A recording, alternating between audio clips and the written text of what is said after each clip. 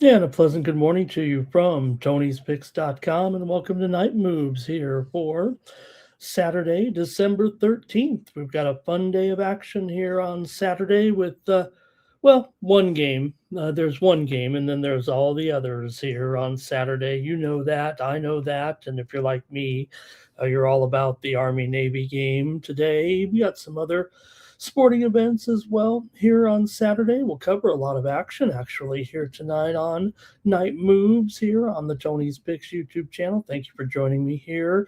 Got a couple dozen of you already lined up here, and just a little bit of a delay. I'll be flying solo here tonight, so I think we cover a lot of games here with not only Army Navy, but we've got the final LA Bowl. We're going to bury that one, I guess, here, but there'll be one more game out at the SoFi Stadium. Seems like a pretty good place to have a bowl, but you know what? The bowls are going bye-bye unless you have some type of tradition or, a profitable bowl. I mean, some of these bowls just aren't going to cut it anymore, and the LA Bowl is kind of the first to be hacked off the chopping block, that one, and one other for sure, but we'll see. I mean, it just all probably goes to an expanded playoff, and the bowls go by the wayside. What a waste, huh?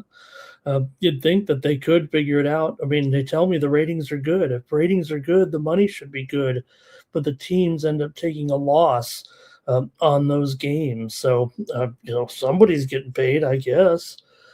But we'll cover the Army Navy game for sure. We've got a huge slate of hockey here tonight on Night Moves, and then we also have college basketball's best games. I mean, yes, it's all about Army Navy, but I'd say it's a good day to focus in on some college basketball. I'll look at the best games on the card here. We might be here a few minutes with all the games I have scheduled to talk to you about. So let me say hello to a few folks in the chat and we'll get started. Greg's in the chat right now. Nice to see you, Greg. He's here, and Timmy Two Shoes as well. He's ready to go. A couple guys joining me here in the chat all stars. And I want to hear from anyone in the chat here tonight. Want to say hello to me or give me your pick on the big games tomorrow, or ask what game you'd like me to talk about here over the next few minutes on Night Moves. Pretty uneventful day there in the world of sports on Friday, but we did have a nice NBA card. Couldn't really find too many winners here on Night Moves. I had Atlanta and Detroit game total over yesterday. There was a winner we had on Night Moves from yesterday in that one, and the victory there for Detroit. They smashed them 142 to 115 there yesterday, and we also had the over in the game between Utah and Memphis, as Utah stunned Memphis there. Who saw that one coming with Utah, the road victory, 130 to 126 there in that one, and did have another wild game late night with Minnesota and Golden State there. Minnesota ended up getting the win. Golden State fell behind as Minnesota went on a huge run to take a big lead. Golden State came all the way back to take the lead, only to see Minnesota win it in the end by taking their own late game surge. And the Timberwolves beat the Warriors last night, late night on the West Coast. We did have some college basketball action as well yesterday. The big one was Texas and Connecticut. A pretty good game there yesterday. Connecticut got the win 71 to 63 there. And also FCS playoffs last night. Montana State rocked Stephen F. Austin for a win and a cover in a high-scoring game there, and a couple games on the ice last night, as well as St. Louis had Chicago 3-2, and it was Utah late night over Seattle 5-3. All right, I see Jerry Jones in the chat. He's ready to go today, and I'll just get started with the show here. Thank you for joining me. We got a long show, so why not settle in? Alex is here and he likes the Spurs tomorrow. We're going to get to it for sure right now here on Night Moves with those big games. But we got to start with game number one always here. Come on. If you don't think this game's number one, well, I won't kick you out of the show, but it's Army Navy here on Saturday, the world's greatest pro football or college football game. Man, uh, love this one. Sends chills up the spine every year. It's on my bucket list, and I don't have many buckets left to list. But Navy, a big favorite this year. Look, they're pretty much way better than Army this year, but take the paper and throw it out the window when Army plays Navy here. This time they'll play in Baltimore. This time around, Army comes in here with a 6-4 record. Nothing wrong with that. Navy comes in 9-2, absolutely having a great season here with a great quarterback and Blake Horvath. Navy not the best of favorites under Coach Newberry, 9-11 ATS as a favorite, and just 2-5 against the spread. This season, Navy, however, 18-11 against the spread, coming in off of a win. They've gone over in 7 of their last 10 games against Division I competition. The teams have split the last 6 meetings here in the series. It really I want to say almost doesn't matter, if you know what I mean. With these two, yeah, there is a difference between the clubs this year. There's not much, you know, to dispute that for sure. But anytime these two teams, every time they get together, you can expect the unexpected. It's almost like when you get one of the two teams is more highly favored over the other, it is almost a recipe for an upset because for some reason the other team kind of, I don't want to say plays down to the opponent. You're not doing that here, with these two clubs, but it's just the way it goes. And this total at 39.5, look, Army Navy games always go under. Yes, you could say this year that the military academies aren't kind of doing the military academy thing with the totals. We've seen plenty of overs this season with the teams, but when they get together, it's usually an under. You know why? Because, hey, you don't want to show the rest of the world the United States can't play any defense. Pardon me. I'm half kidding, but I'm not kidding. 39.5 looks pretty high to me for an Army-Navy game. Yeah, Horvath is an explosive guy. A great quarterback, but running the offense the way he does and what we expect from this Navy team. For Army here, they've won 5 of their last 7 games coming into this one, and they've lost to Tarleton, who is going to be playing here on Saturday in the FCS playoffs. They lost to them 30-27. There's nothing wrong with that. They've got a pretty good quarterback in the junior Helms. He's rushed for over 1,000 yards this season. He's passed for 500 yards. The Black Knights run the ball. We know that. They've run the ball for 225 yards at least in 10 of their 11 games this season. Army's a pretty fortunate team or an opportunistic team. They're +9 in turnovers in the last 8 games total. Army's 14-10 against the spread. Their last 24 coming off of a win. 6 of Army's last 8 games have gone under here. I'll mention those totals. Like I said, Navy's an over team this year. Okay, they're 5-1 to the over as a favorite, 8-3 to the over overall, and Army's 4-7 to the under altogether in this series. the under has come in just 17 of the last 19 meetings. Do I need to say more?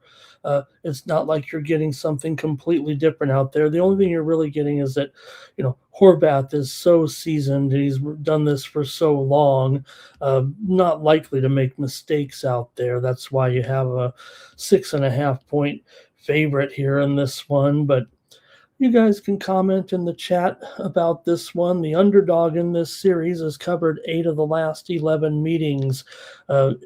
Altogether last season, it was 31-13. Navy did spank them pretty good, but you know what? Remember, Navy was the dog last year by 6.5 points in that one. Army won the previous 2 years. The scores in this game, I mean, last year, look, it did go for 44 points, but the year before, 17-11, the year before, 20-17, the year before, 17-13. That's usually the way it goes in the Army-Navy game. It's almost like they want to take pride in running the offenses the way they do. The hitting is just tremendous, and the pageantry, it is a game where you want to watch every detail. From start to finish, from the pregame show to the postgame show to the singing of the hymns at the end of the game with the opposing teams. Just terrific. I love it. And go to you guys in the chat, and I'll make a pick here.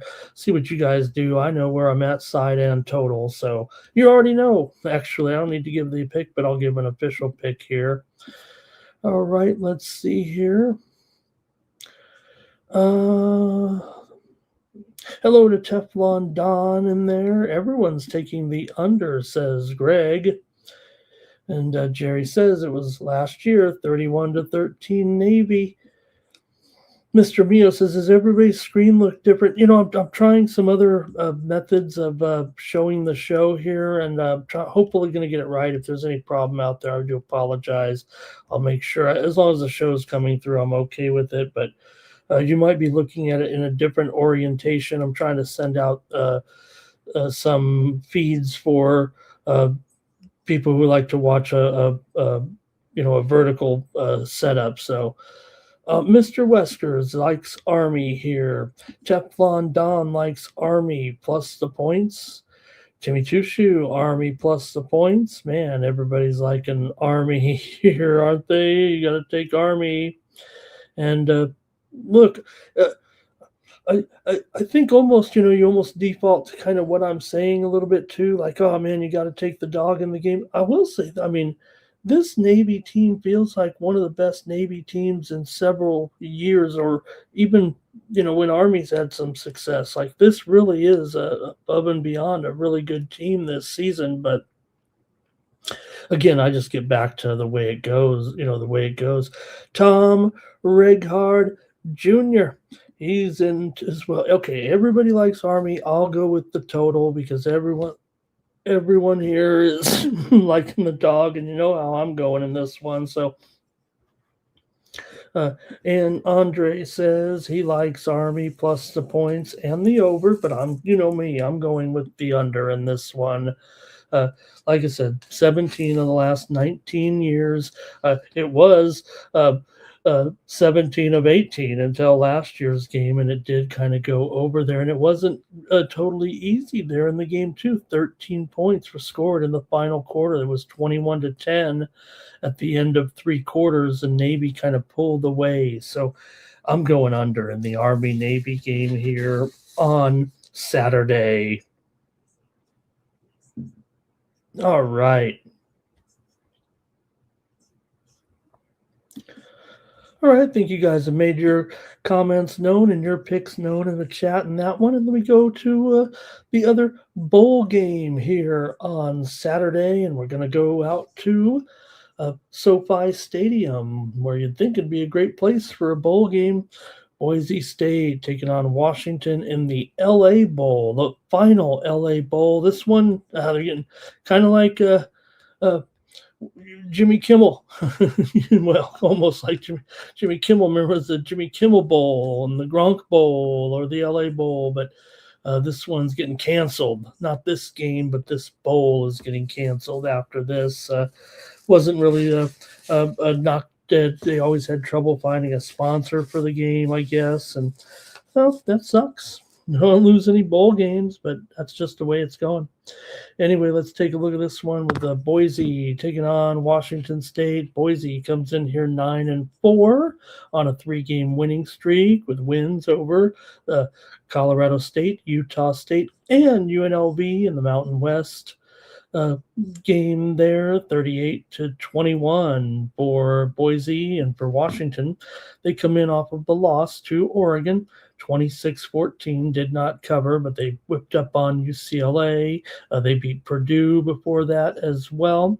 Boise's 8-4 against the spread this season, but Washington's 6-3 against the spread as a favorite. All 4 of Boise's losses were by more than 10 points this year. So I don't know. You look at them as an underdog here of 10 points. You might say that Washington, if they're going to win, they should cover. In all 4 of their losses, Boise only scored 7 points in those games. They lost to San Diego State, they lost to Fresno State, and only scored 7 points in those 2 games, and 2 others where they only scored 7 points as well. But Boise State 9-5 ATS, last 15 as an underdog, 7-11 against the spread, last 18 in non-conference games, but under Coach Danielson, 12-6 against the spread, coming in off of a win. Boise's gone under in 5 of its last 6 games coming in. Boise State has failed to cover in 4 straight bowl games, although they've been favored. They are 1-3 straight up, 0-4 against the spread. They have lost as against the spread as a favorite. For Washington here, under Coach Fish now, they're 9-5 against the spread as a favorite. Huskies are 9-5 against the spread, their last 14 non-conference games. Washington met Boise 2 seasons ago in a season opener, and Washington won it 56-19. But the Mountain West has fared well in this bowl, going 3-1 against the spread, 3-1 straight up and against the spread. This year, Big 10 teams are 0-5 against the spread against Mountain West teams this season. They did go 3-2 straight up in those games. So, all right, I'll go to the chat and see if you guys have a pick here in this one.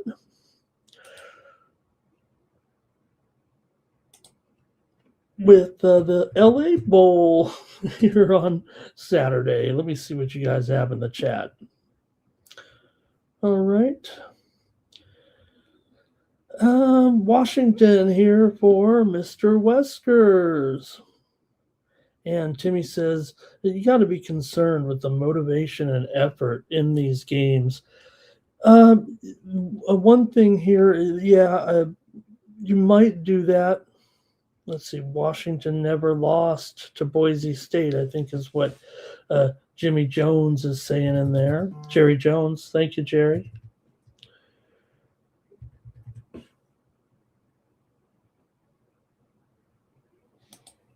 All right, I guess that's it from you guys in the chat. I'm going to take Boise State here, plus the points. Look, Timmy says he's concerned with the motivation. If you're concerned with the motivation, I guess it would always be the bigger, more powerful team that would lack the motivation there, right? I mean, Boise has a little bit of momentum here with 3 wins and 2 covers in the last couple of games. Boise State 8-3-1 against the spread. 8-4-1, as I said, against the spread this season. And like Jerry said, they are 0-6 all time against the Washington Huskies. Washington's gone under in 6 of their last 9. 4 of the last 6 meetings between these 2 teams have gone under. Boise hasn't beaten Washington in 10 years, but they've only met 3 times in the last 10 years. So I'm taking Boise State here in the LA Bowl on Saturday.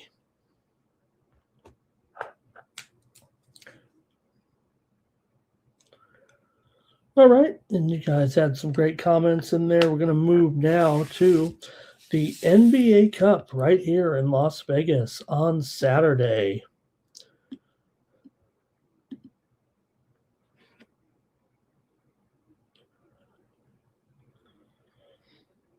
All right, NBA Cup action here on Saturday in Las Vegas, Eastern Conference Finals of the uh, NBA Cup, with the Knicks favored by 5.5. The total 224 in this one, with the Knicks here versus the Magic. Let's get into this one. The Knicks come in here with 4 straight wins here right now. Win over, of course, Toronto in the NBA Cup quarterfinals.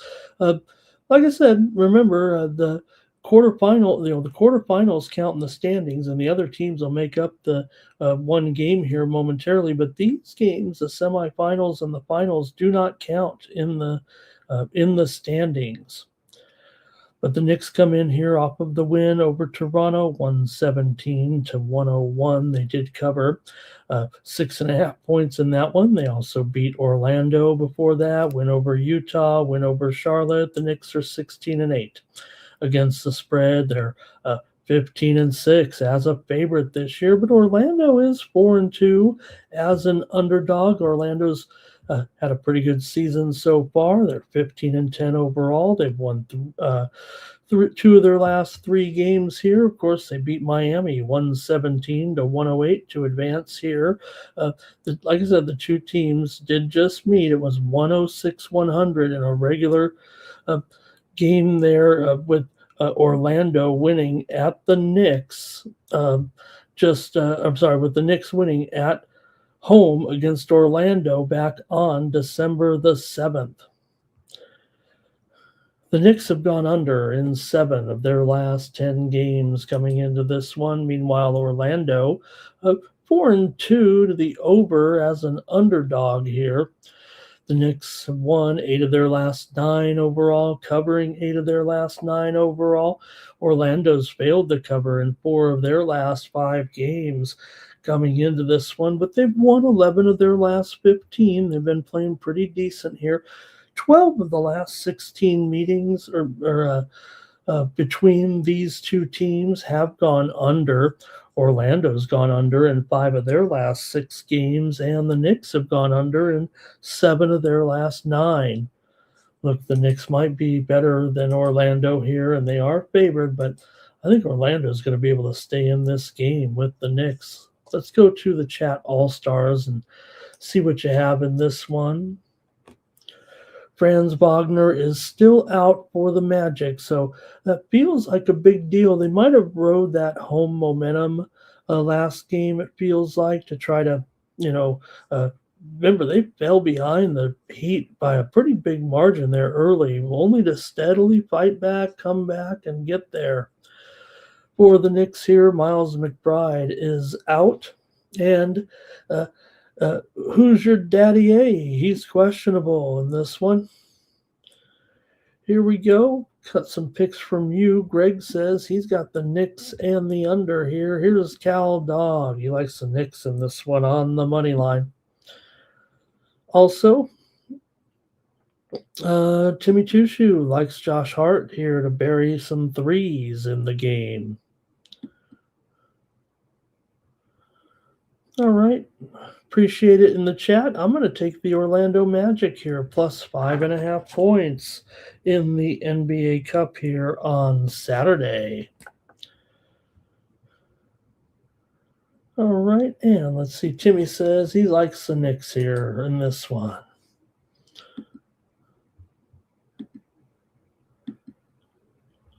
All right, game 2 at the NBA Cup on Saturday night here in Las Vegas, and then the Thunder come in to take on the San Antonio Spurs.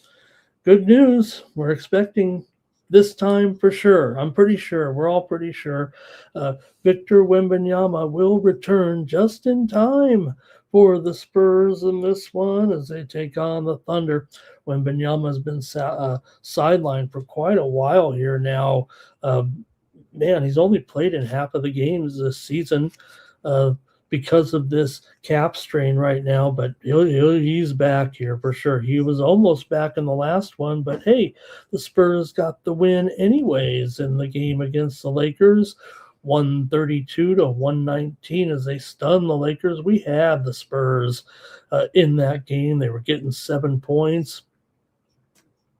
Spurs come in here pretty good right now. They're 6-3 ATS as an underdog. Yeah, just a record of 17-7 right now, 12-10 ATS, but still one of the best teams going. It feels like here, but I'm trying to pump them up because they're taking on uh, one of the greatest teams in the history of the first 25 games of an NBA season. The Oklahoma City Thunder come in here 24-1. Not only that, they're pretty decent against the spread, 14-11. Sometimes they have trouble laying some big numbers. Sometimes they don't. From the last 4 games, they've smashed, despite being favored by 11.5 in 2 of the games, 15.5 in the other 2 games. They won and covered those, including the quarterfinal win over Phoenix, just 138-89. The onslaught was on early against the Suns in that one. So, will Game 2 of the NBA Cup semifinals be a total bore because Oklahoma City is going to roll through? Will it take some acclamation? Will Wemby be getting in the way of this team a little bit? It doesn't feel like that should be the case, but see what you guys have in this one with the double digits here. There are some 9.5s out there. There's a 10 out there. The Sharp Book is at 10 right now. Sharp Book's at 10 here. If anything, Oklahoma City may be a little bit more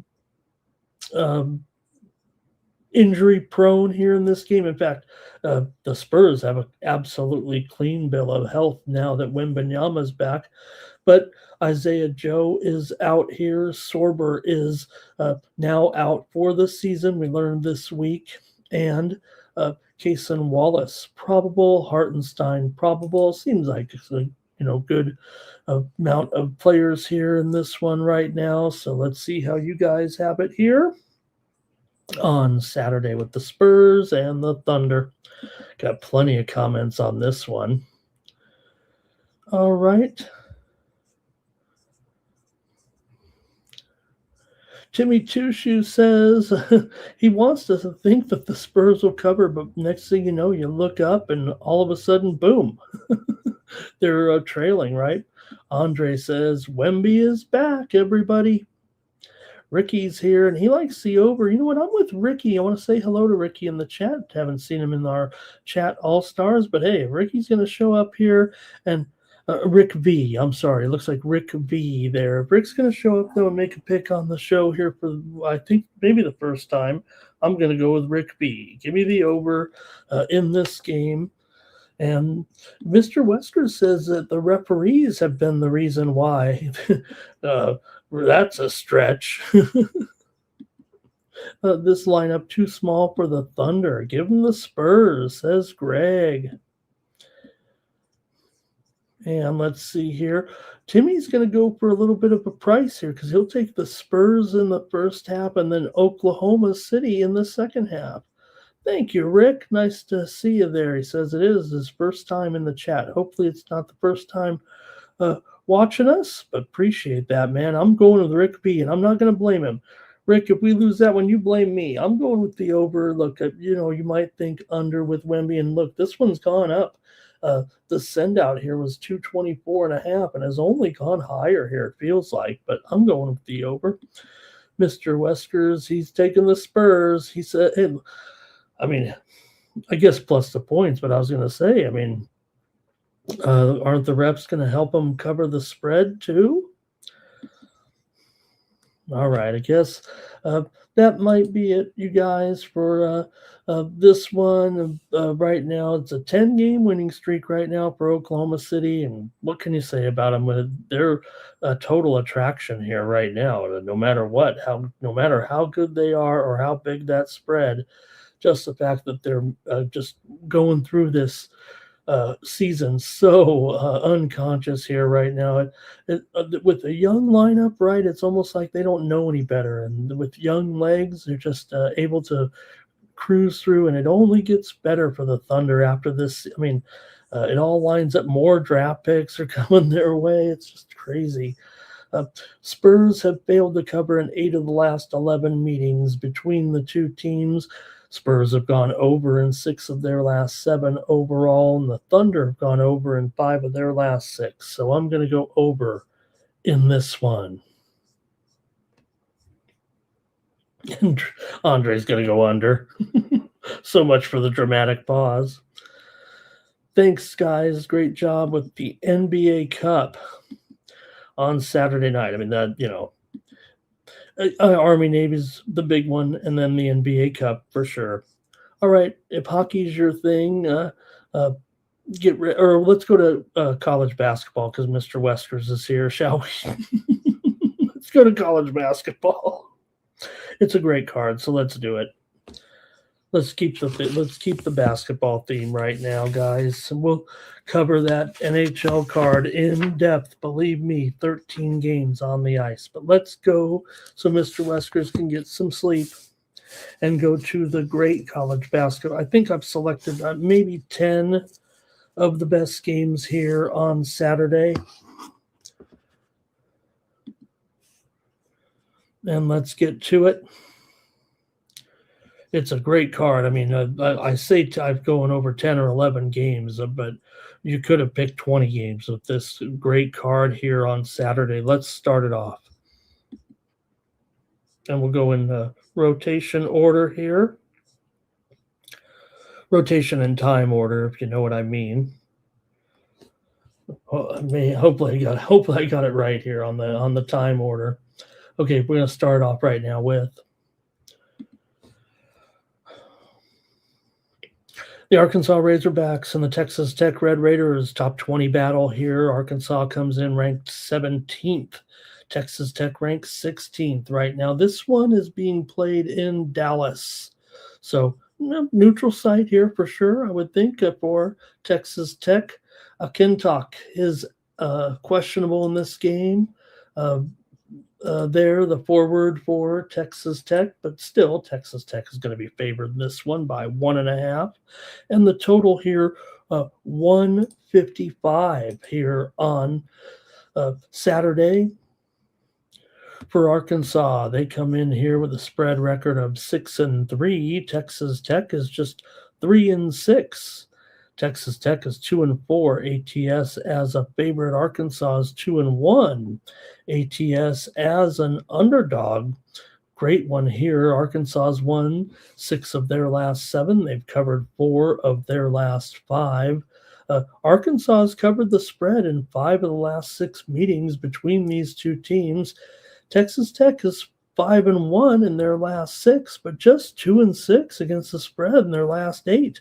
As good as they are, they haven't been able to get the numbers consistently. They've been laying some big numbers. They lost. They beat Wyoming by just 4 as a 19.5-point favorite. They beat Wake by 1 as a 9.5-point favorite. Of course, they got walloped by Purdue at home, remember, but I think the matchup for Texas Tech is what maybe I'm more interested in here. I think personnel-wise, I think Texas Tech is the better team. Both teams do come in 7-2 overall. Tech is the slight favorite. They are 6-0 straight up as a favorite, and Arkansas is 1-2 as a dog, but with a spread that close. Texas Tech has gone under in 6 of their last 7 games. Arkansas has gone under in 6 of their last 8. These two teams are combined 6-12 to the under this season. 4 of the last 5 meetings between the two teams have gone under. Let's see what you guys have in the chat. Then maybe I'll throw my pick in there. If you guys have something here, let's see. Mr. Weskers likes Arkansas on the money line. Tippy Tusha says, what a game, right? I mean, don't worry. We got more good ones than this. But he's going to take Texas Tech. So immediately those two good teams right there, those two guys are squaring off. Well, not much else from the chat. So I'll go with the total here in this one. I'm going to buck these trends, actually. The fact that, man, like I said, hardcore, these teams are pretty much going under so far this season. Remember, the two teams met last year, late March. 85-83, Texas Tech got the win. They were a 5.5-point favorite in that one in the NCAA uh, tournament last year. So you can remember, I think you can remember that one. Um, if you are an Arkansas here, let me see, that one was overtime. Yeah, that's right, overtime in that one. Of course, after that, Texas Tech lost that next game, of course, to Florida, in the national semifinal. So, all right, that was the first meeting in 4 years between the two teams. Cal Dog likes the over. I'll go with Cal Dog here. We have our discrepancy in the chat, so let me go with Cal Dog. Like I said, this should be really good, and I think despite the fact that we've seen these teams pretty steady unders here right now for sure, I think in this matchup can have some fun in Dallas, and I'm going to say go over with Cal Dog.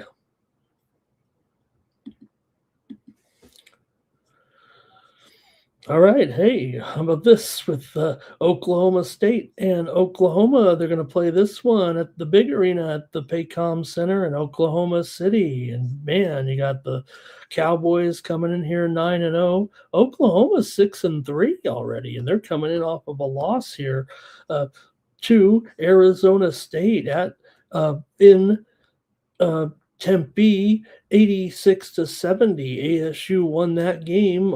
Oklahoma was coming off that win over Wake Forest. They've had some trouble covering spreads for sure. They were favored against Marquette, 1-1, didn't cover 1.5. They were favored by 31 against Alcorn, didn't cover. Favored against 24 over Oral, didn't cover. Oklahoma's 2-7 against the spread so far this season. Oklahoma State, meanwhile, is 2-0 against the spread as an underdog, 5-4 against the spread overall. Oklahoma's been a steady under so far, 2-6-1 to the under, 1-2-1 to the under as a favorite. Oklahoma State, meanwhile, is 6-3 to the over. So, if you're trend-wise, you're Oklahoma State there, and you wouldn't know what to do with this one with the total. Given the records here right now, but we can hear from you guys in the chat in this one between Oklahoma State and Oklahoma. Pretty big total there, 167. Oklahoma State, like I said, they're undefeated. They've covered some good numbers here. They covered against Grand Canyon on the road, 184-78. However, they failed to cover against Sam, laying 13.5. They covered against Northwestern, but they didn't cover 23 against Nichols. And they did cover against South Florida, scoring 103 points in that one. Oklahoma State has covered 8 of the last 11 meetings between these two teams coming in. Oklahoma has gone under in 5 straight, but Oklahoma State's gone over in 6 straight. Oh boy, let's see what you guys have in the chat on Saturday here. All right, Mr. Weskers, he's on the Sooners. Andre says it's going to be a close one. Oh, man, look at this. He says Tech win. Oh, he's got the last game there. Sorry about that. Here we go. I think Andre's going over in this one. And Cal Dog likes Oklahoma State. So we got some conflicts there. I'm going under in this one with Oklahoma State and Oklahoma. Give me the under 167 here on Night Moves. And Timmy Two Shoes is with me. He says, hope there's no OT. That's what you got to worry about in a closely rated game, don't you?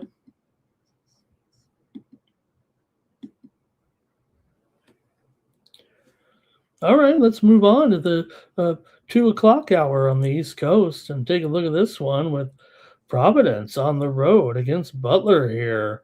Providence coming in here 7-4. They're on a 3-game winning streak. Butler, meanwhile, coming in off of a loss. They're 7-2 overall, but they lost to Boise State at home in an upset last out.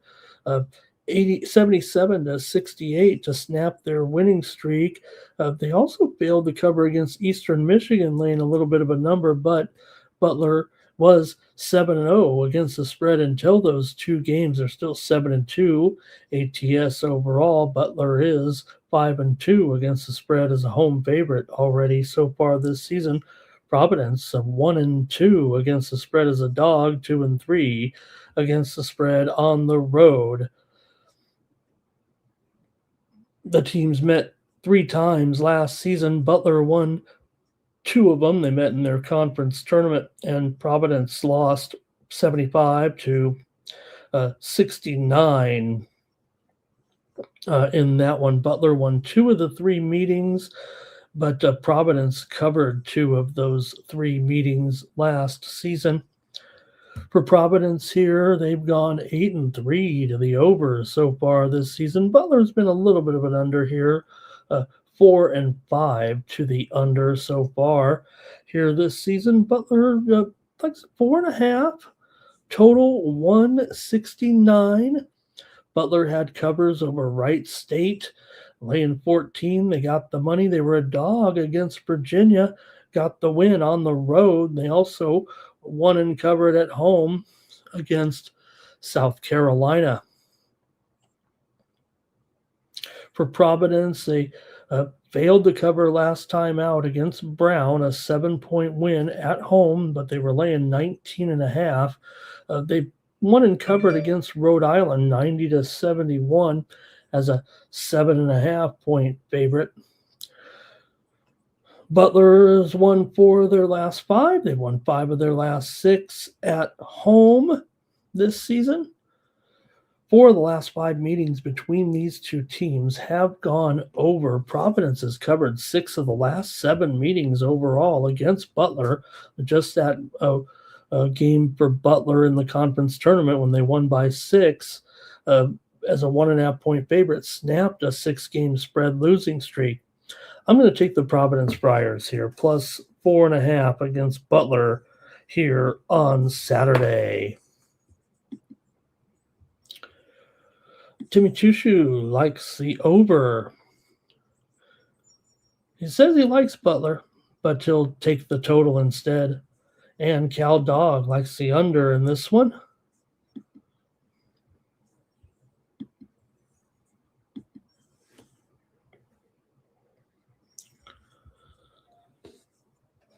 Let's go out to the Big Ten now for this next one here as we get towards the evening action here. This one's at 4 Eastern and 1 Pacific time with Nebraska at Illinois here in Big Ten action for Saturday. Illinois a 10.5-point favorite. It's gone down here. Let me update that line. Typed these in a little while ago. So I was watching some of the game, watching that Warriors game. I watched a little high school state championship action as well on Friday night. Okay. Yeah, I think we can move this one lower here to 9.5 right now. Maybe 10. Maybe it is fair. Maybe 10 is more fair. 10, 159, 159.5. But I definitely see some 9.5s. If anything, it might be moving in the direction of the points here with undefeated Nebraska 10-0 right now. Illinois comes in 8-2. It's Illinois that's ranked 13th in the country, but Nebraska's making waves and they're looking great. They've moved up to 23rd here right now, getting a lot of attention. Here already a win in conference play by just 30 points over Wisconsin as a 2-point favorite. They also beat Creighton by 21 points as a 5.5-point favorite at home. Now, they weren't covering some non-conference games that they won against Upstate. They couldn't cover 24 in a 9-point win. They beat Winthrop by 7 as a 14.5-point favorite. Winthrop's always got a good program. And they beat K-State by 1, but they were favored by 1.5. So for Nebraska, this is their first true road game of the season. They've been having a great start, no doubt about it. But I don't know, taking on this Illinois team, look, Illinois is just 6-4 against the spread as well, 4-2 against the spread as a favorite.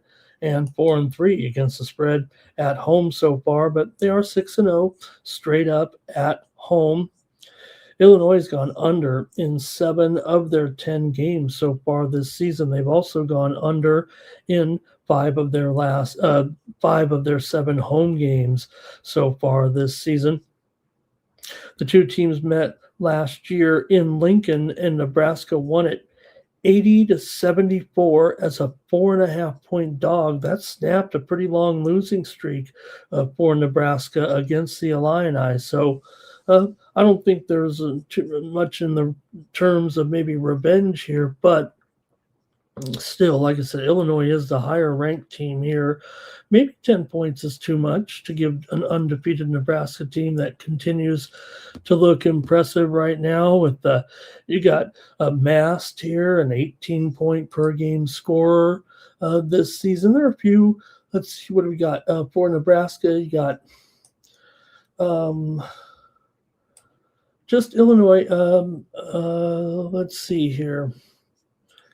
Jackstish is questionable with a concussion. That's really the only major short-term injury in this game. Illinois, you got guys like Boswell and Merkovich in there. And, Nebraska, they've got the big man, Bayou Tunsil, with those rebounds, and Lawrence running the show. So for Illinois here, they have gone under in 7 of their last 8. They've won 6 straight at home against Nebraska, 9 of the last 10 overall. It was a 9-game winning streak before that Nebraska win last year. Nebraska's gone 10-4 ATS dating back to last season.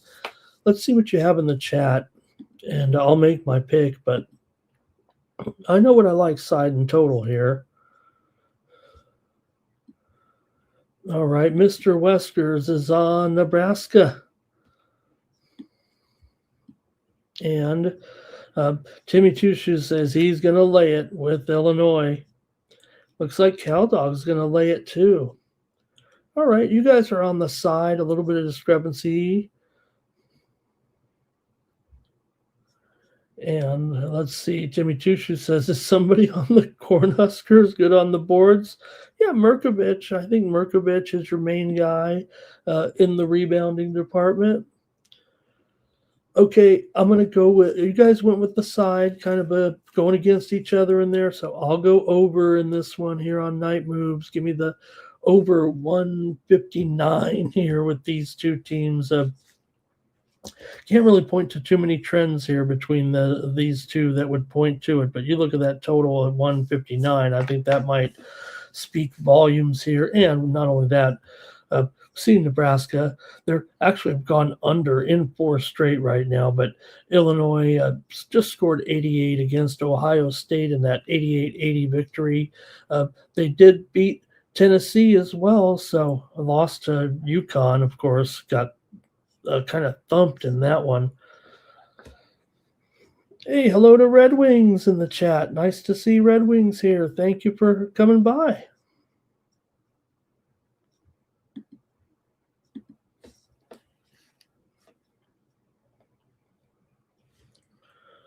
All right, I'm rolling out some quality college basketball games here on Night Moves tonight. Next up, take a look at KU on the road. Ranked 19th right now. They're coming in here 7-3, taking on the North Carolina State Wolfpack. Wolfpack are 7-3 right now as well. Wolfpack coming in here off of back-to-back wins. They beat Cashville 75-63. They were favored by 28.5 in that one. And they also thumped Liberty 85-46 last time out as a 12.5-point dog. They're 6-0 straight up at home this season. This is Kansas is just their second road game of the season. They lost for second true road game, I think. Here, let's see. Kansas comes in here. Well, they are 1-6 straight up in their last 7 on the road, dating back to last season. North Carolina State here has failed to cover in 5 of their last 7 games. Kansas is 4-1 against the spread in their last 5, 4-1 straight up and against the spread. Winning and covering over Mizzou by 20 at home, 80-60 last time out. They also won and covered against Tennessee, won and covered against Syracuse, won and covered against Notre Dame. They're not backing down. Meanwhile, for the Wolfpack, they had losses to Auburn by 10 points on the road, getting 5.5, and they lost at Texas as a 1.5-point favorite. They did beat Boise by 11 on the road as a 6.5-point favorite. Kansas has gone under in 7 of their last 8 games coming in. They're 2-8 to the under overall. NC State's gone under in 4 of their last 5 games coming in. I'm taking the NC State Wolfpack here to win and cover. Their favorite against Kansas. So I'm going to go ahead and lay 2.5 points here with NC State on Saturday. And let's see here. We've got, hey, hello to Zach Rossi in the chat tonight. How come I don't have a co-host here tonight to go over all these great games here? Man, what a card on Saturday, huh, Zach? Nice to see you in the chat there. Jimmy Chushu says NC State because Kansas is not very good on the road. We can't even show his comment on the screen, but I can interpret it. Mr. Wesker says he likes Kansas here. And Timmy Chushu is also Kansas. Oh, but Kansas is on the road here. Timmy, does that change anything, or are you just saying you prefer them at home? Because this one's at Raleigh. And Cal Dog, he's with me, taking NC State here. You know, maybe we've seen some vulnerabilities in Kansas. I mean, Peterson's back, so I know that's got to be big. Remember, he missed some time in there. I mean, that had to be a little bit of a factor as far as some of the, downtime there for Kansas, a few of their struggles. Pardon me. A few of their struggles here, but I'm going to take NC State.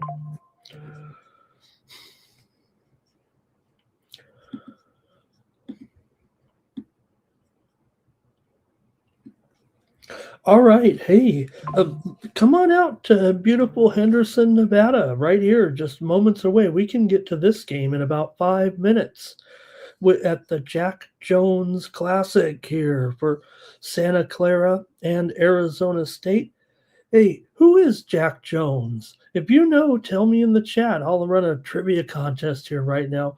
Who is Jack Jones, and why was this tournament named after him? And maybe I'll come up with a prize if anyone in the chat can give me the correct answer here at the Jack Jones Classic in at the Lee's Family Value Center in Henderson, Nevada. This is game 2 of the 4 games being played here, and maybe the best one, actually, with Santa Clara here. A 2.5-point favorite in this one against Arizona State. Both teams come in here 8-2 right now. Arizona's won a couple in a row of winning over NAU. They covered 16.5 with ease, and they beat Oklahoma 86-70. They did lose to USC, but they won and covered against Washington State. They won and covered against Texas. They've done a pretty good job for sure. Santa Clara, meanwhile, comes in off of a road loss at the Pit, 98-71. They beat Utah Tech by 10, but couldn't cover 20. They beat Minnesota 86-75 as a 4.5-point favorite at home. They lost to St. Louis 71-70 at home in a closely rated game. They were a slight dog in that one. They actually got the money, and they rocked UL Lafayette 80-43. So good records here. Both teams 8-2. ASU's 4-1 as a dog so far this season. Santa Clara 6-3 against the spread overall. See what you guys maybe have in this one. Arizona State's coming in here 3-7 to the under so far this season. Let me go to the chat and see what you have in this one. Santa Clara and Arizona State being played out here in Henderson, Nevada. I'm just minutes away from this one. If anybody wants to, I'll be watching UFC, so otherwise I'd go on over there and check out the 4 games. The other games, we're not previewing them here, but already mentioned Akron and Murray.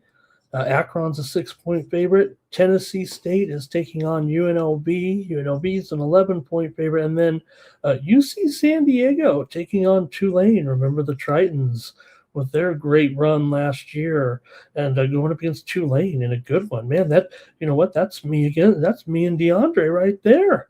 One of my teams against one of his teams. All right. ASU has covered 5 of their last 6 games coming in.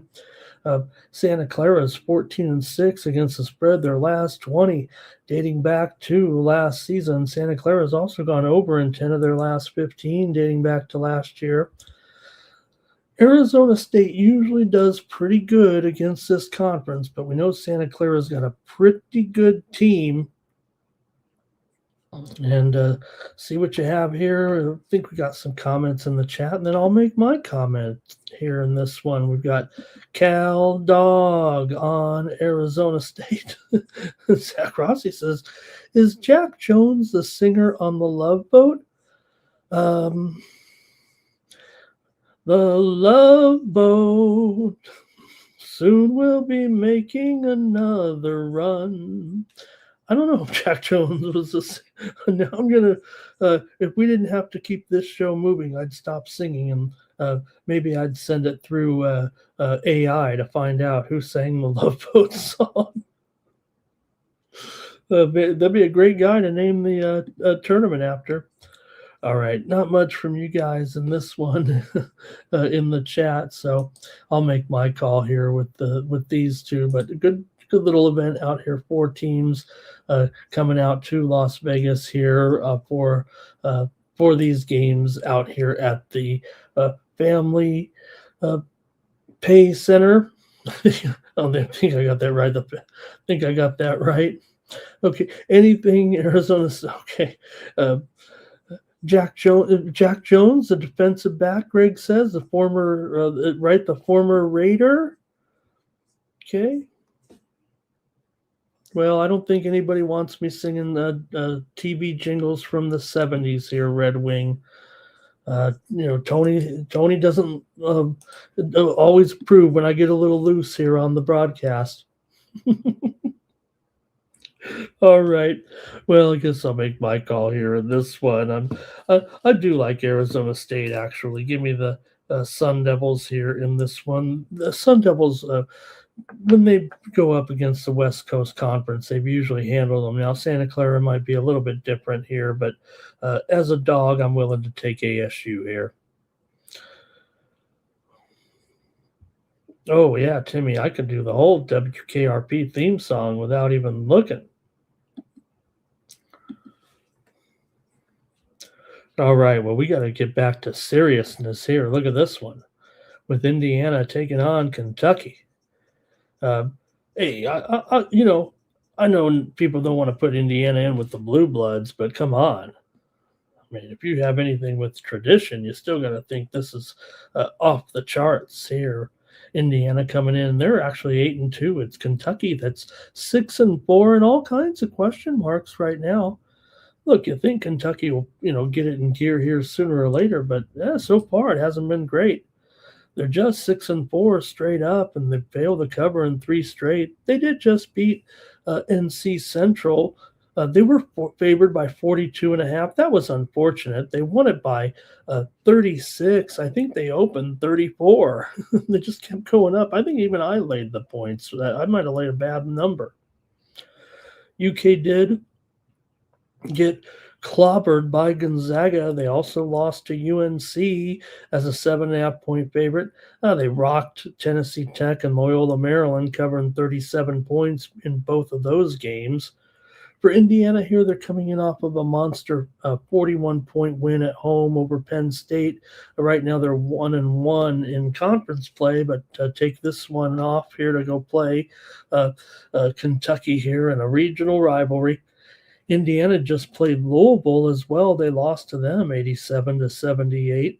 Lost that conference game to Minnesota on the road. Remember, that was the first time Indiana. I mean, that was almost. I think that was a court stormer there for Minnesota in that one. They did thump Bethune and covered. They thumped K-State and covered as well. Just the second time this season that IU has been an underdog. Interestingly, UK has only been a favorite twice in their 10 games so far this season. They played, a pretty tough schedule here so far. I think that's wrong, actually. I've got them at 2-2, actually, as a favorite this season. My notes are wrong here. Nonetheless, so far, Indiana 6-4 to the over. So far this season, great matchup here. Let's see what you got between IU and UK. Indiana's gone under in 13 of their last 20 games dating back to last season. 9 of the last 13 meetings between these two teams have gone under. I don't care. I'm probably going over in this one. Give me the over between Indiana and Kentucky here. I got to think it's going over right now with these two in the current situation. The way Kentucky's looking here right now, I think the only way that they can do this is to try to run and gun it a little bit. Let's see what you guys have in the chat, but I've made my call. Hoosiers here for Timmy. Cal Dogs on Indiana. Mr. Weskers is on Indiana. You guys got an well, here's Zach Rossi. He went with Kentucky. Greg's got hey, there's Greg in the chat. He's got this one close.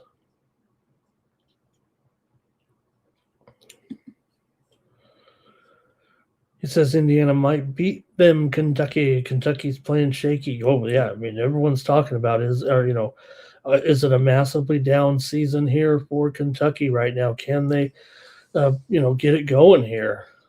How about Cal Dogs says, hey, they both lost to Louisville, right? All right, I'm on the over in this one with Indiana and Kentucky. Hey, Michael Campbell in the chat. Nice to have Michael here. He's on IU. Thank you, Michael. Great to have you.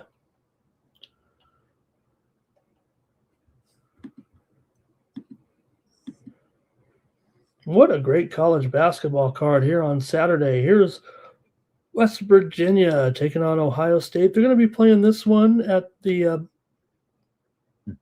Rocket Mortgage Arena, or the Rocket Arena, I mean they call it now, in Cleveland, with West Virginia coming in here 8-3.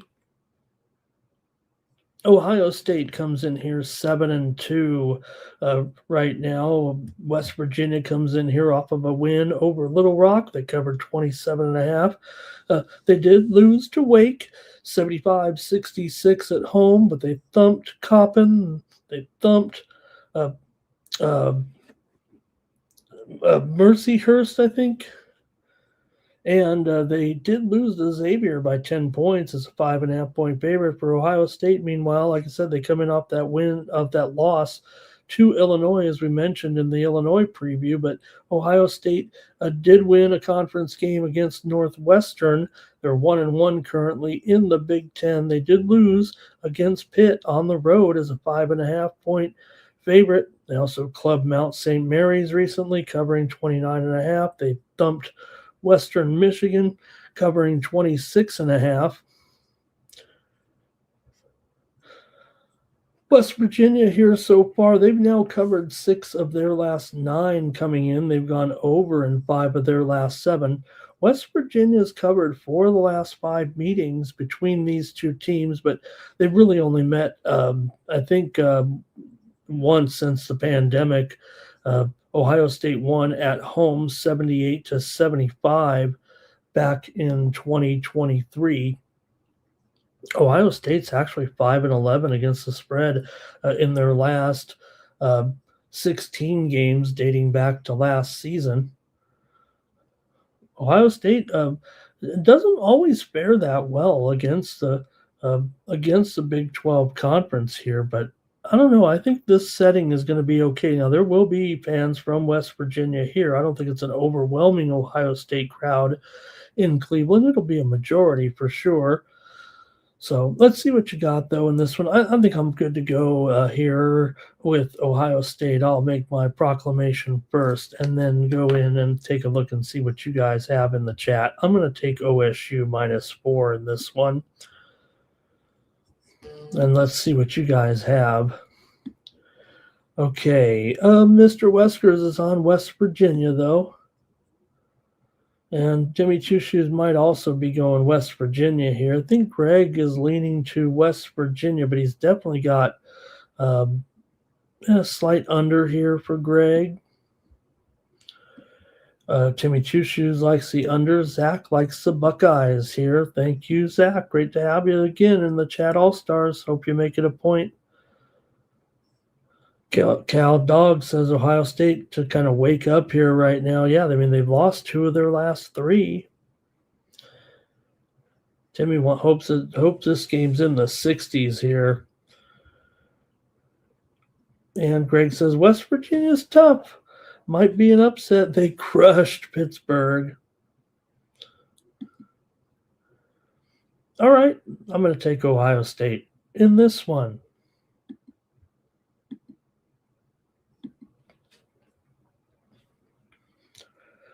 All right, let's head down to New Orleans here. I had this one ready to go in case DeAndre was with me tonight. How about LSU taking on SMU in this game? Wow, at the Smoothie King Center here, so not on campus here. Plenty of Tigers fans, though, for sure. Mostly all Tigers fans. SMU comes in here 9-1 right now. LSU just tasted defeat for the first time. Last out against Texas Tech, they got rolled. 82-58 in Lubbock as a 5.5-point dog. That stopped their 8-game winning streak to start the season. But LSU's 5-4 ATS so far. For SMU, their one loss here so far was to Vandy, 88-69 in Nashville as an 11-point dog. So they didn't get the money in that one. They bounced back with a win over Texas A&M on the road, 93-80 as a 1.5-point dog. So far, SMU's just 2-4 against the spread as a favorite. They've won all their games as a favorite, but they're usually favored by more, and they're not necessarily favored here. But I don't know, man. This is going to be an LSU.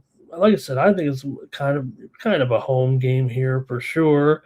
Let me see what you guys have in the chat. I like both the side and the total, I think, in this game. The two teams did meet last year. In fact, it was pretty much a year to the day. They met in SMU, so playing a little home and home here. SMU got the win 74-64 as a 4.5-point favorite. So SMU got the money, and it went well under that total of 155. This one's at 158 here in this one. Let me hear what you guys have in this one between SMU and LSU here. This one's at 8 Eastern, 5 Pacific. SMU's covered 4 of their last 6 overall. They're obviously, won 9 of 10. LSU's won 8 of 9. But let's see how you have it in this one right now. I'll go to the chat and then I'll make my pick. Greg says he likes LSU to actually win it. And right on the total there pretty much.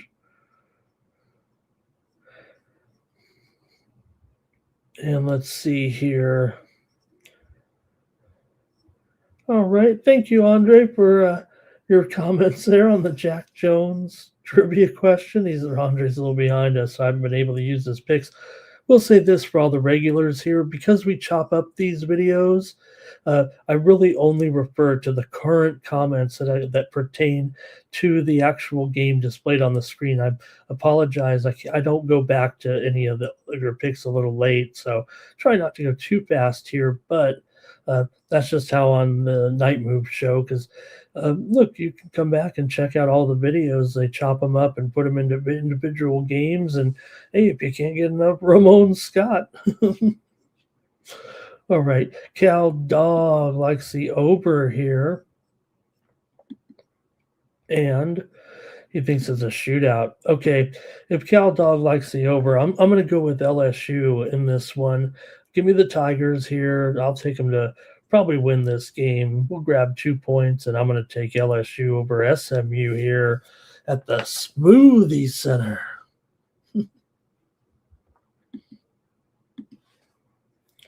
I am not done talking college basketball. Number 1, Arizona. Number 12, Alabama. It seems like Alabama should be higher, but they have a couple losses here right now. Of course, their last loss was to Gonzaga. I mean, there's nothing wrong with that, although they did lose that one 95-85 as a 4.5-point dog. But coming in, the Tide here off of a 97-55 crushing of UTSA. They covered 33.5 in that one. They failed to cover in a 6-point win over Clemson, laying 8.5, but they thumped Maryland by 33. They crushed UNLV by 39. So Alabama is looking pretty good here so far. Yeah, they've had some losses here. This one's being played in Birmingham. It's Alabama site, if you will. It's not on campus in Tuscaloosa, but still going to be all Bama here. Arizona has done a pretty good job on the road so far, and they have some pretty good wins here on part of this streak going on. Of course, with the great with Pete in there. I mean, he's awesome. Awaka, Bradley. I mean, they're number 1 for a reason, or are they? Who do you folks have at number 1 right now? Tell me who else can be competitive here for the top spot. I mean, you've got, Michigan leading a lot of the metrics sites right now. A lot of people having Michigan at number 1. You got undefeated teams, Iowa State and Duke, Gonzaga obviously right there right now. We talked a little bit about Vanderbilt. They're undefeated. Purdue has the 1 loss. We saw UConn win tonight. It wasn't easy. So, man, it's a great college basketball season. Who do you got? All right, for Alabama, they come in here right now. Like I said, that 7-2 record, but let me hear from you guys in the chat, and then I'll make my call in this one. I want to hear from you first with this matchup. Man, it's going to be a good one. 9:30 Eastern, 6:30 Pacific time for Arizona and Alabama here on the game of the night on Saturday. This one's on ESPN. Here we go. It's Arizona for Cal Dog. I want to say hello to Eric Acevedo in the chat. Thank you, Eric, for being here. Nice to see you in the chat. Timmy Tushu likes the under in this one. He says, you got to think there's going to be some defense here with these two. Oh, man.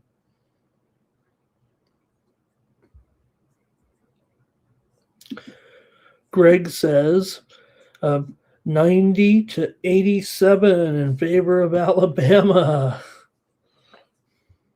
Wow. I mean, look, I almost want to make sure I got the right line after I see Greg's line there. Make sure it hasn't moved on me.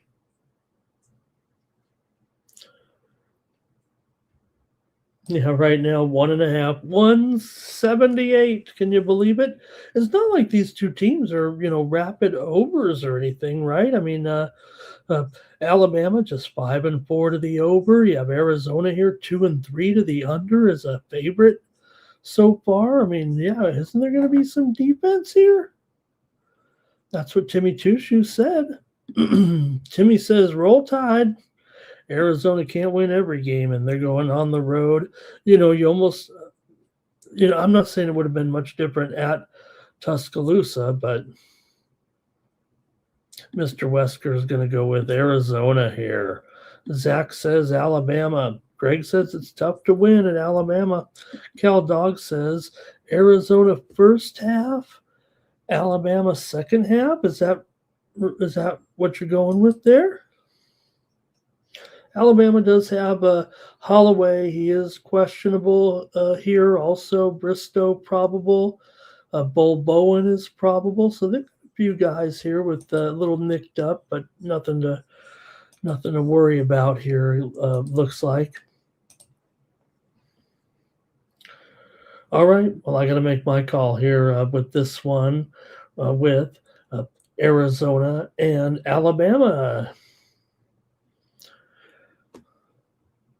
All right, I'm going to go over in this one, guys. I think this one's going through the roof.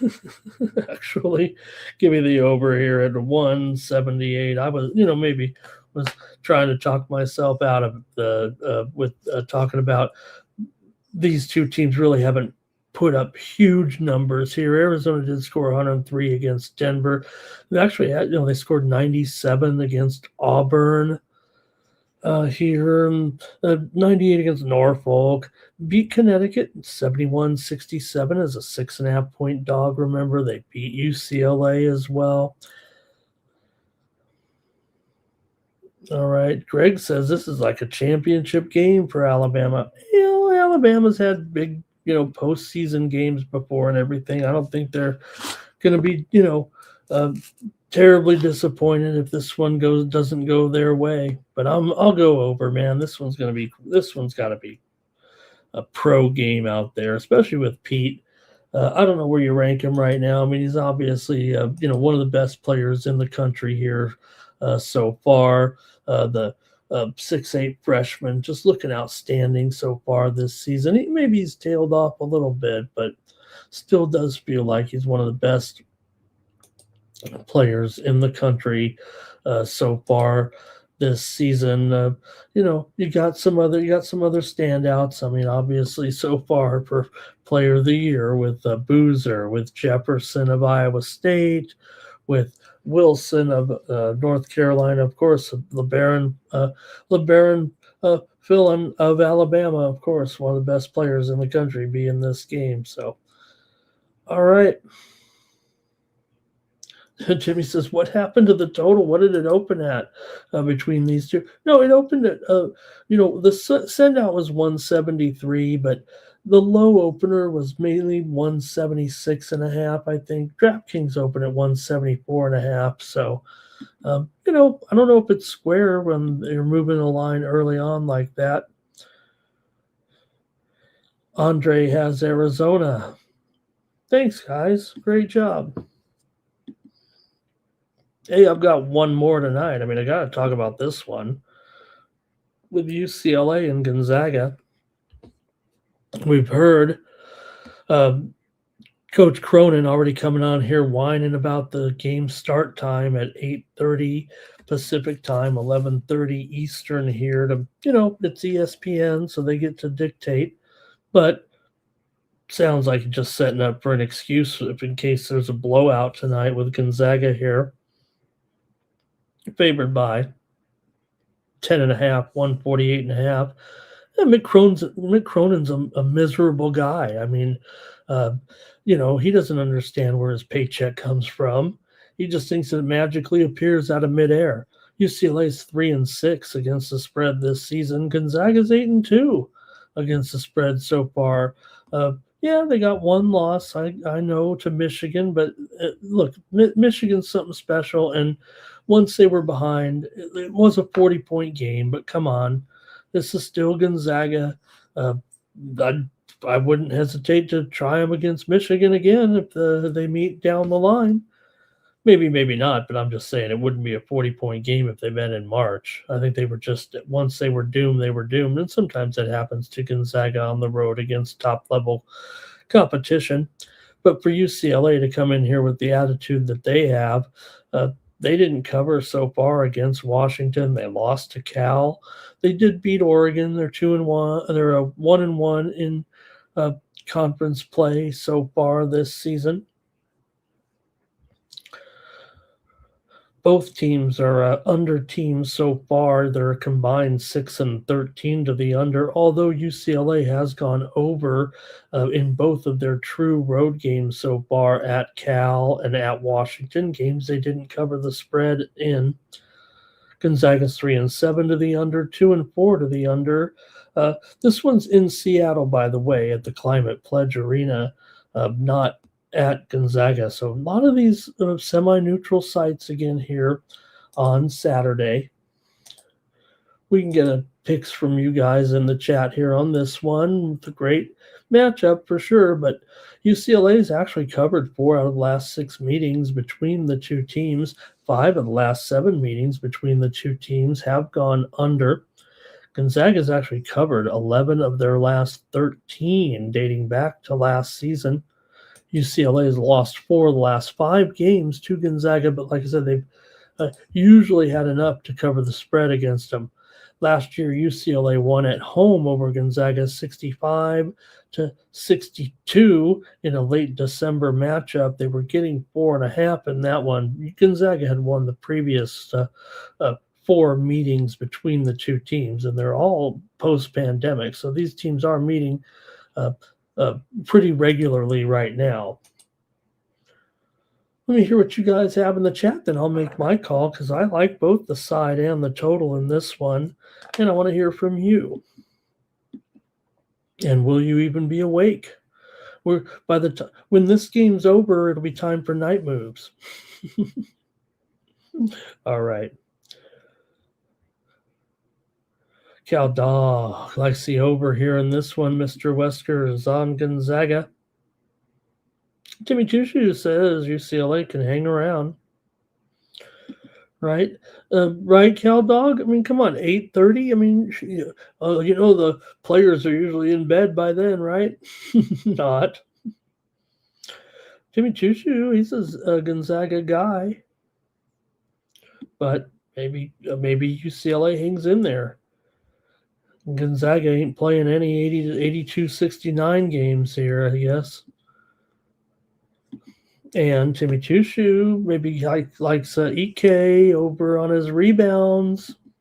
Yeah, maybe I should check the injury report. I know Ike's in there, but he has been on the off and on the injury list here of late. Right now, he is questionable actually for the game, but I'm pretty sure Ike feels like he's going to be in there. I think the talk has been he'd be ready to come back. Okay, Greg says Gonzaga is going to take him behind the woodshed. Gonzaga for sure. That's it from you guys in the chat. I'm with you guys. I like Gonzaga to roll. Mick Cronin, you're going to go in there and whine before the game. Look, I will give Cronin this, right? The only way that you can get things to kind of change, if you really wanted to change it, and you're not going to change it. I mean, it's your school agreeing to it in a way, right? You probably could have, if you didn't like the situation, you probably could have gotten way out of it before the season started or something like that. But you got to give in to the money. Mick Cronin, and this guy finds everything to whine about. He's miserable. Gonzaga's going to smash UCLA here. When you're going off whining before the game, you're just setting yourself up for disaster, I'm sure. That's it for college. That's it. How about that, you guys? Did you enjoy that coverage of college basketball? Well, get ready. If you like hockey here, man, so happy and honored that I've got over 80 of you in here right now joining me on Night Moves on the Tony's Picks YouTube channel. We're about to go over the 13 games in the National Hockey League here. Bum, ba-da-bum, ba-da. All right. And a good card here on the Saturday night hockey night. And we did see 2 major trades in the NHL on Friday. Wow, did we have a couple of blockbusters, didn't we?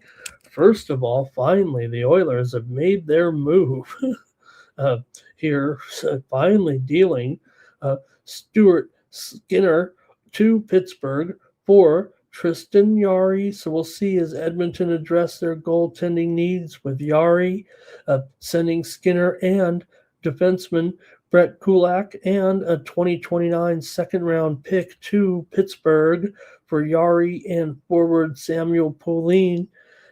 Big move here for the Oilers. This has been weighing on them. It seems like now for close to I don't, I don't know, close to 2-3 seasons almost, right? Because the Oilers have not really been able to get over the hump, and the goaltending is inconsistent.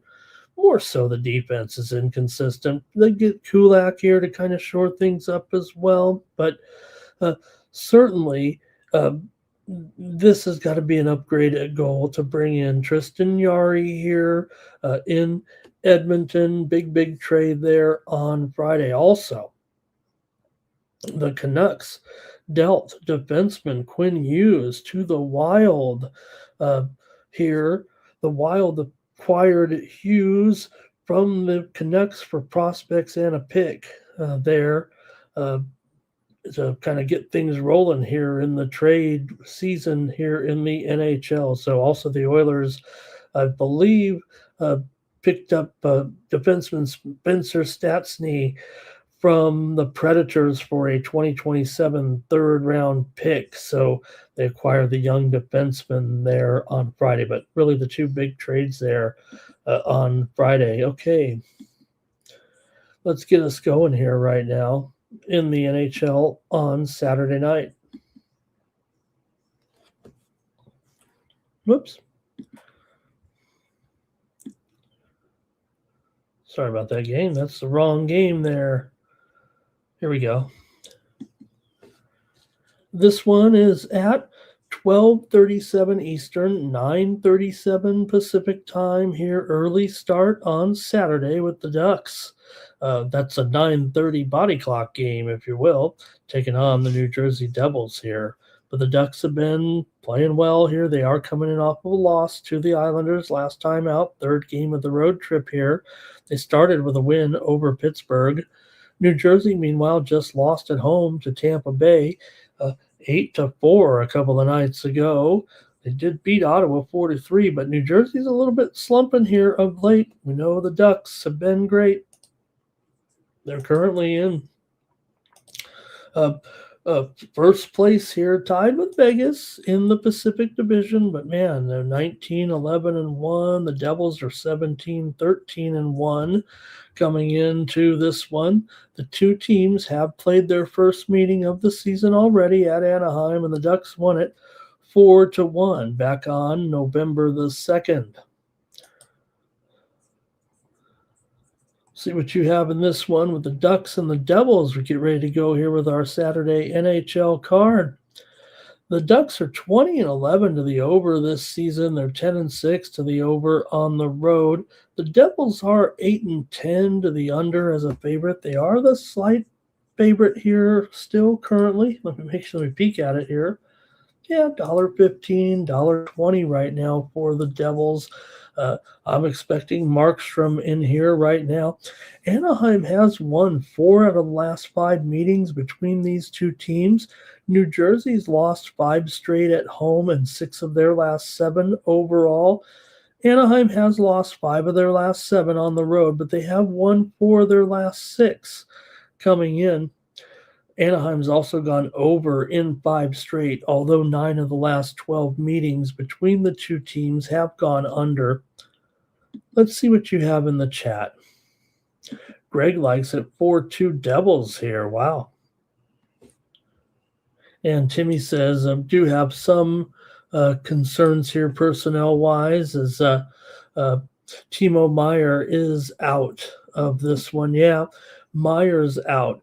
Dodonov just hit the IR for New Jersey. Of course, Jack Hughes has been out here. Gritchuk is out as well for the Ducks, of course. Dostal is in goal here. And quick revenge for the Devils on that game.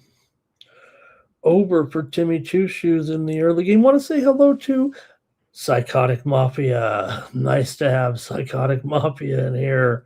I love it. Psychotic Mafia are on the Ducks. Cal Dog on the Ducks. Red Wings says New Jersey's struggling, but don't trust Anaheim right now. Go under. I'm going to take Anaheim in this one between the Ducks and the Devils. Give me the Ducks on the road here to keep it going.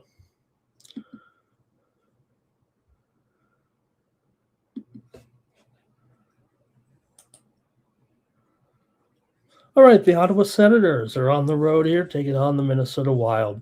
Ottawa comes in 14, 12, and 4. They did snap a 3-game losing streak last time out, beating Columbus on the road 6-3.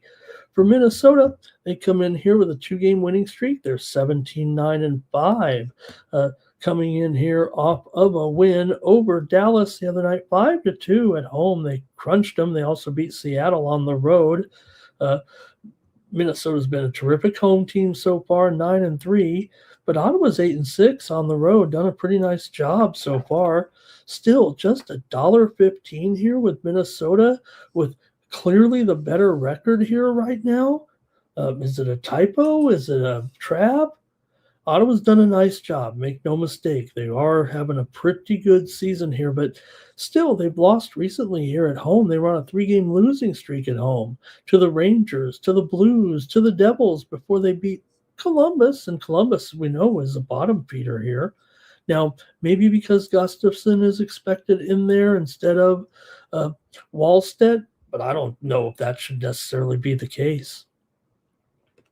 Minnesota has been going under here of late in 7 of their last 10 games overall and 11 of their last 15. Ottawa, though, has been a big-time over. They're 6-2 to the over as a dog, 11-5 to the over on the road, and 19-11 to the over overall. They've gone over in 7 of their last 8 and 5 straight on the road. 4 of the last 6 meetings between the two teams have gone under. Minnesota's been on a roll. I mean, they've won 10 of their last 13 overall and 5 of their last 6 at home. So maybe, maybe it is Ottawa's spot. Maybe that's what the Sharps are saying here with this line, because Minnesota is just a slight favorite here right now. Let's take a look in the chat and see what you guys have here. Maybe here Timmy says the Wild. Greg says the Wild as well. And Kaprizov, look, obviously pretty decent spot here right now. And, Hughes, they did acquire Hughes, and I think he's going to make this, but I think there's a little bit with the timing of it. I think he's supposed to play, right, but I think their listing is questionable because he hasn't necessarily gotten. I don't want to say right now, but I think they were saying that he might not be able to make the lineup just out of logistics here. But Brodin is questionable. Zuccarello is out. Middleton's out right now for Minnesota. So we got some players missing here for sure. Lars Eller is out for Ottawa. Psychotic Mafia likes the Wild. And, okay, I'm going to go ahead and take the Wild as well. Give me Minnesota. Maybe I'm missing something here with this game. That seems like a pretty good price.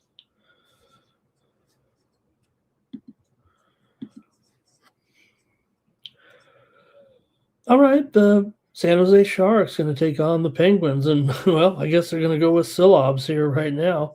I think he'll be the number 1 over Skinner, but Pittsburgh has lost 3 straight. San Jose comes in having won 2 of their last 3 games overall. Pretty nice here. San Jose with wins over Toronto and Carolina. They did lose to Philly, but this is their 5th straight road game right now. They're kind of on a grind here a little bit, but hey, having won 2 of the last 3, you're going up against a Pittsburgh team with consecutive losses to Dallas, Anaheim, and Montreal. Not an easy schedule. They did play well in those games against Dallas and Anaheim, not so much against Montreal, but still losers of three straight. These two teams have already played their first game this season. It was 3-0. The Pens won at San Jose.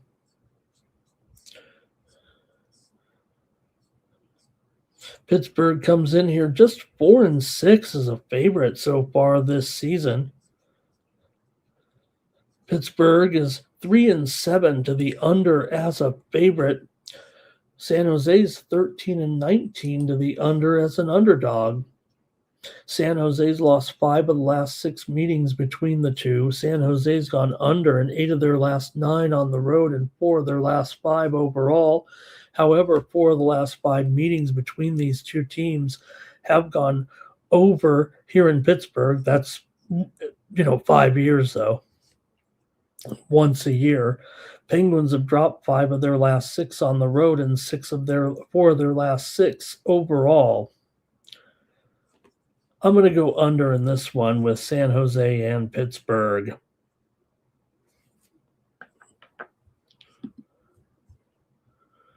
Zach has Pittsburgh in this one. Timmy's going contrarian and going over. Greg likes Pittsburgh in the under.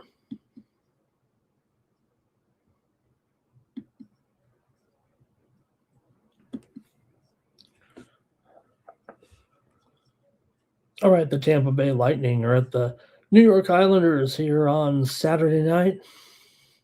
Or I should say Saturday afternoon. This is 3:30 Eastern, 12:30 Pacific with the Lightning on the road, $1.25, and my man Jonas Johansson in there in the goal, minus $1.25. Total 6 under 15. Both teams come in here riding 2-game winning streaks. Tampa Bay with wins over Montreal and New Jersey. On the road, this is their 4th straight road game. Islanders, meanwhile, the back-to-back home wins over Pacific Division frontrunners Anaheim and VGK. They've also beaten Tampa Bay and Colorado. The Islanders are on a little bit of a roll here. Islanders are 13-7 as an underdog this season. Tampa Bay just 13-11 as a favorite. They are 10-4 on the road, however, but the Islanders are 9-6 at home. And like I said, pretty good group here. You got to like the goalie matchup, I would think, for the Islanders here, right? Tampa, though, has won 9 of their last 13 overall. They've won 10 of the last 15 meetings between these two teams. The teams just met back on December the 6th last week. Islanders won at Tampa Bay 2-0, and the Islanders won at home here just 10 days ago, 2-1. So these two teams are already playing their 3rd game here in the last 11 days against one another. Does that favor the Islanders? They've won the last 2, or the Lightning going to get up for this one and win one on the road? Islanders have won 5 of their last 6 and 4 of their last 5 at home. 6 of the last 7 meetings between these two teams have gone under. The Islanders have gone under in 11 of their last 15. Let's see if there's anything in the chat with this one. Right. Let's see here. Barzal, anytime goal, and the Islanders, says Timmy Tushu. Red Wing and Cow Dog might be on the under here. I don't know if it's this game or the last game, though. I'm not sure on that. Hope I didn't mess it up there. If you guys were trying to get it in on that Sharks game. If it's this game, let me know. I'm sorry about that, guys. Greg here likes the Islanders and the over here. Jimmy thinks it'll go overtime. Cal Dog says the Islanders to keep it going here. I'm going to mark Cal Dog here down. I'm going to mark it down with Cal Dog.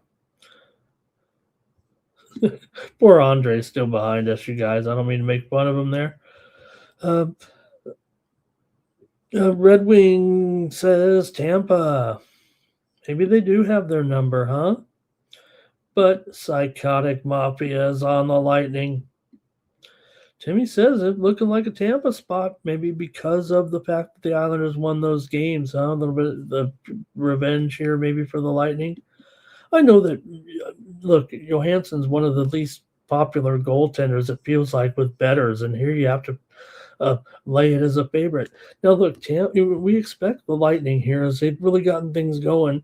They did have a losing streak recently, but obviously have bounced back. But the Islanders are playing about as well as they have right now. Psychotic says Tampa is hot, doesn't fade them on the road. Remember, they had a losing streak before they won the last two. Cal Dog liking the under here. I'm going to go with Cal. I like the under as well. Give me the under in this one with the Lightning here and the Islanders. We did have one winner on night moves last night. That was the over in the late game. Hey, Tom Reghard is here. He likes the Islanders because of Sorokin.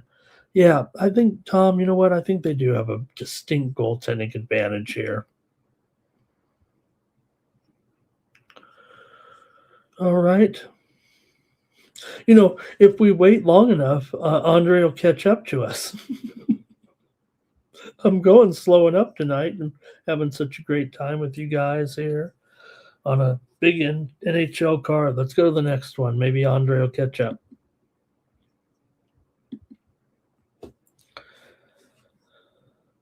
All right, the Canadians are at the Rangers here in this one. And yeah, we know the Canadians have their share of goaltending woes here of late. They are coming off of a win, though, over Pittsburgh, 4-2. Snapping a 2-game losing streak where they lost to the Blues and Tampa Bay at home, and then they went on the road and won. It seems like the Canadians are playing a little bit better on the road here. The Rangers have lost 3 straight, but it was to Colorado, VGK, and they got shut out by Chicago here, but they've had a couple of days off here. Igor in the goal going up against Sam for the Habs.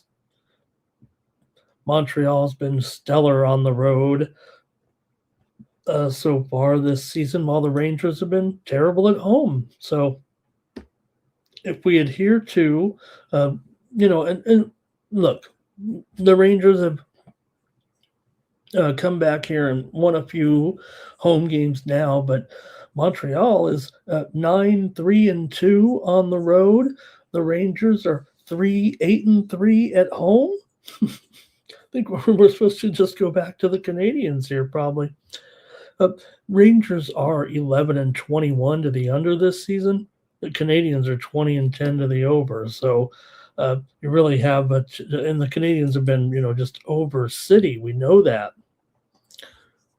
Montreal has gone over in 15 of their last 20. The Rangers have gone under in 5 of their last 6. What do you do when you have one team that's a massive over and one team that's a massive under? Maybe you go to the series history where this series has gone over in 8 straight games. And they're, semi-frequent opponents for sure in the Eastern Conference. So I'm going to go over. I think I'm just going to leave it at that. Rangers have gone under in 6 straight. I can't tell you anything that they haven't. 4 of the last 5 meetings between the two teams have gone over when playing here in New York. I know that, remember the one game that's actually 3 straight, 4 of the last 5. Still, I mean, these teams meet, 4 times a year. So it's not very hard to have a little bit of interval in there. They already met once this season. It was 4-3 in favor of the Rangers winning at Montreal. I'm just going over in this one, but let me hear from you in the chat. I'm definitely taking the over here. Here we go with the Canadians and the Rangers. Okay, Timmy says Rangers and Zibanejad for an anytime goal. Greg likes the Canadians to win this one and an under here. Psychotic Mafia is liking the Canadians on the road. Like I said, right? I mean, not going to say the Canadians are it's still a great record for the Canadians. We kind of get on their case a little bit with Montembeault not looking good. Dabish has been up and down. They're trying to figure out why they're giving up so many goals. It was only a couple years ago, man, that the Canadians were uh, awful, right? They were dreadful for several years. They've only begun to get going here over the last couple of years. Rangers just 15, 13, and 4 in the Metro. That's tough. They're barely staying ahead of Columbus here. They're next to last place. Tom likes the Rangers in this one. Jimmy says he's got Demidov for an assist. It should be automatic there. All right. Let's check the injury report here. I think there was one significant. Let me see what's going on here. Jake Evans, questionable still here. I don't know. I don't know if Jake's going to make it. He's out for personal reasons, so I just don't think I have the information there. That's all there is to that. Edstrom is out for the Rangers. All right, and Cal Dogg's going to go with the Rangers in this one to kind of get it back going at home. Maybe it was a fluke early on, right? They're starting to win a few games at home.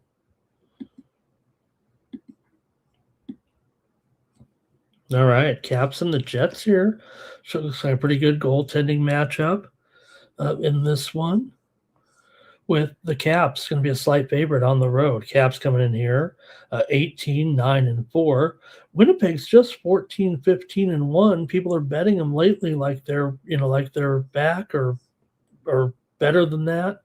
They've lost 3 straight here coming in to Edmonton, Dallas, and Boston last time out. They got crushed by Boston at home, 6-3. Winnipeg having their share of struggles for sure. Here's the thing. Capitals are favored, and let me make sure here Capitals are still favored. Yeah, in fact, $1.30, $1.25, they're a solid favorite. Winnipeg's 0-8 as an underdog this season. They haven't been able to win one. And Washington is 14-7 as a favorite, and they're playing pretty well here right now. Like I said, when Jets have been bigger underdogs, so we're not going to go around saying, hey, you're going to lose all your games as an underdog, but they haven't been able to win one game as an underdog. And I can tell you several teams that are, close to 500 as a dog. So Winnipeg's lost 4 of their last 5 at home and 5 of their last 6 overall. Washington's won 7 of their last 9 and 4 of their last 5 on the road. It's only $1.15. I know it's hockey night here in Canada, and Winnipeg's gone over in 10 of their last 15, but Washington here gone under in 4 of their last 6. 4 of the last 6 meetings between the two have gone under. These two teams met back on November the 26th. It was 4-3 Washington won. At home, Winnipeg played well in that game. Winnipeg played okay against them in this series, but Washington still won 8 of the last 12 meetings between the two teams. I'm going to go with Washington here with Thompson in the pipes. We take it for granted. We take Thompson for granted here sometimes. Of course, Thompson's had some nice outings here of late as well. He blanked the Blue Jackets here about a week ago, remember, for his 100th career victory, picking up 39 saves in that one, a milestone win there for Logan Thompson, who has a 1.96 goals against. And I think Hellebuck's going to be in there. If Comrie's in there, what are you going to make the line now? You might as well get it $1.15. If Comrie's in there, it's got to go up, right? I'm going to take Washington here for sure in this one.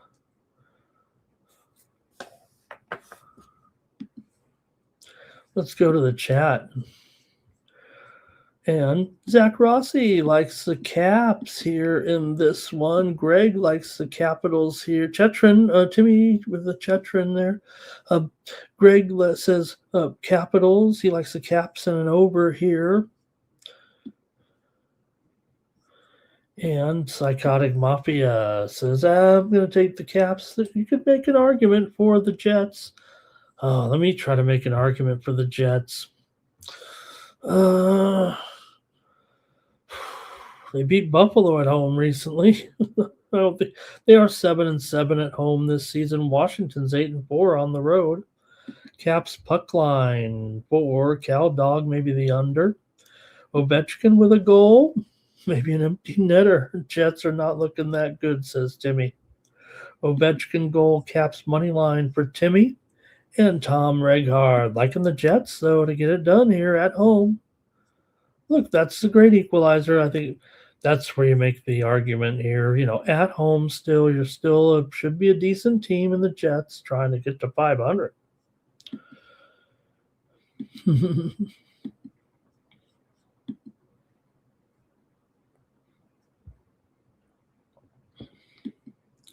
Oh, and Greg, Capitals are money. All right.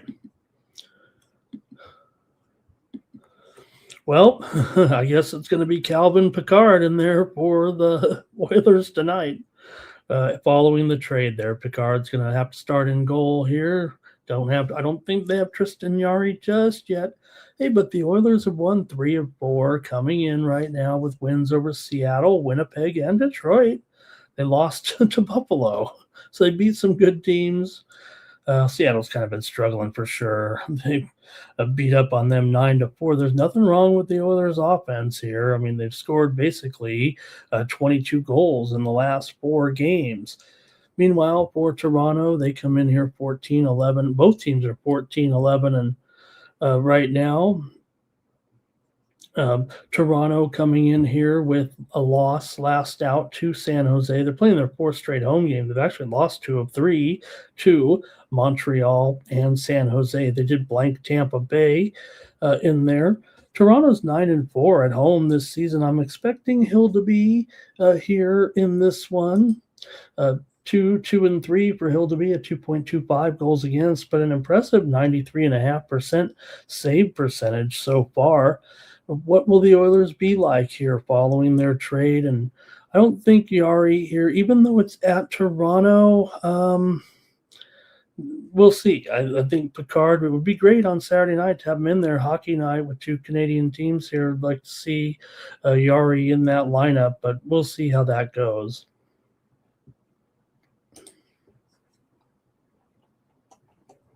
All right. For Toronto here, they've won 4 of their last 6. They've gone under in 5 straight and under in 5 of their last 6 at home. However, 4 of the last 5 meetings between these 2 teams have gone over. We got 2 of those Canadian teams where the teams are a combined 36 and 25 to the over this season. But like I said, Toronto here been going under a little bit of late.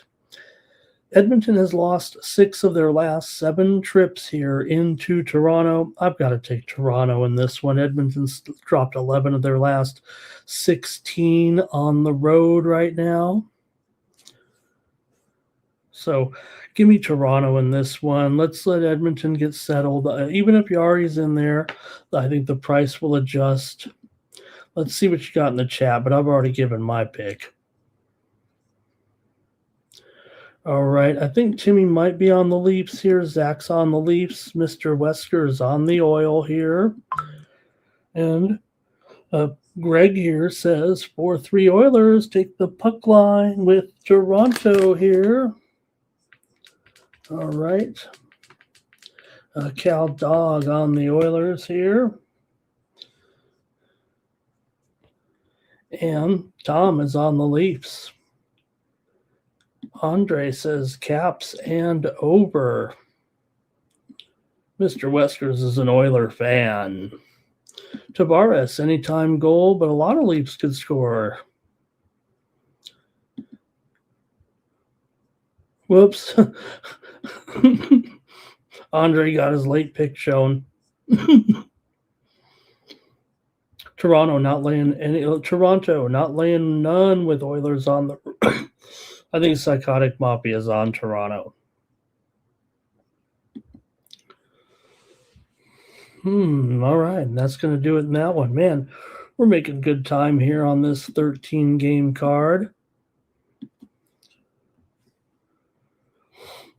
The Vegas Golden Knights are going to be on the road taking on the struggling Columbus Blue Jackets. Vegas comes in here off of a win. They've been pretty hot of late. They did lose to the Islanders, but they came back with a win over Philly, 3-2. They earned that victory there over Philly in overtime. Vegas doesn't play a lot of overtime games. They're only 16, 15, 6, and 9.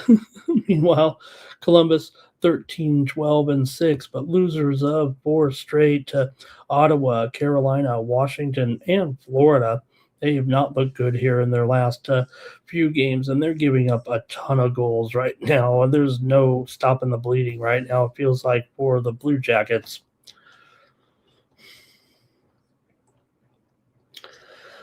Vegas comes in here having won 5 of their last 6. They've won 4 of the last 6 meetings between the two teams, although the teams did not. This is the first meeting between the two.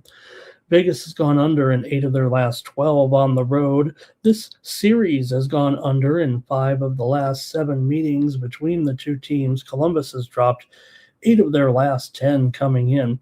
7 of the last 10 meetings overall have gone under between these two teams. Basically, that's about all the games out of the pandemic, I think. Columbus has gone over in 4 of their last 5 overall here. We'll see. What do you like in this one? Man, Vegas here, pretty solid favorite for sure on the road. $1.45 with Columbus struggling here right now. And might have to take a little bit of a favorite here. I pretty much have stayed clear of laying any odds here on this show tonight. Mostly going with some totals and a lot of competitive games. I mean, look at these lines here. We don't have any lopsided lines tonight, except for Colorado coming up. See what you got here with this matchup between Vegas and Columbus here. And it's going to be Zach is on VGK. And let's see here. Psychotic Mafia said likes to black the Blue Jackets at home, but going to take the Golden Knights. Yes, if you think about it, when Columbus at home, they're down 2.5 units so far this season, but they are 6-4-3. It's just been recently that they've kind of given it back with the home loss to Ottawa there. The other games were on the road, but still a 4-game losing streak. Greg likes the Golden Knights and the under here. I don't think I mind that under, actually.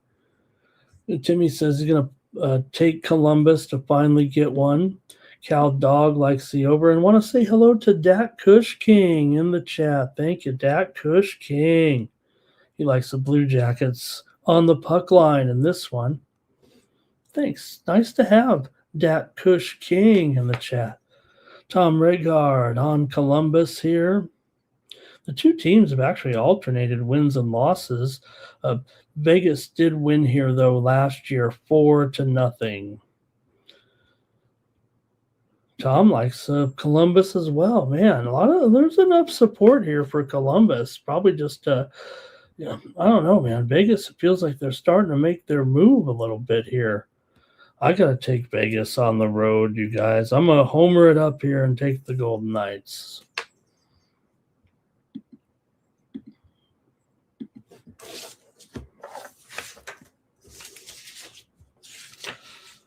Next up, Carolina's on the road taking on Philadelphia.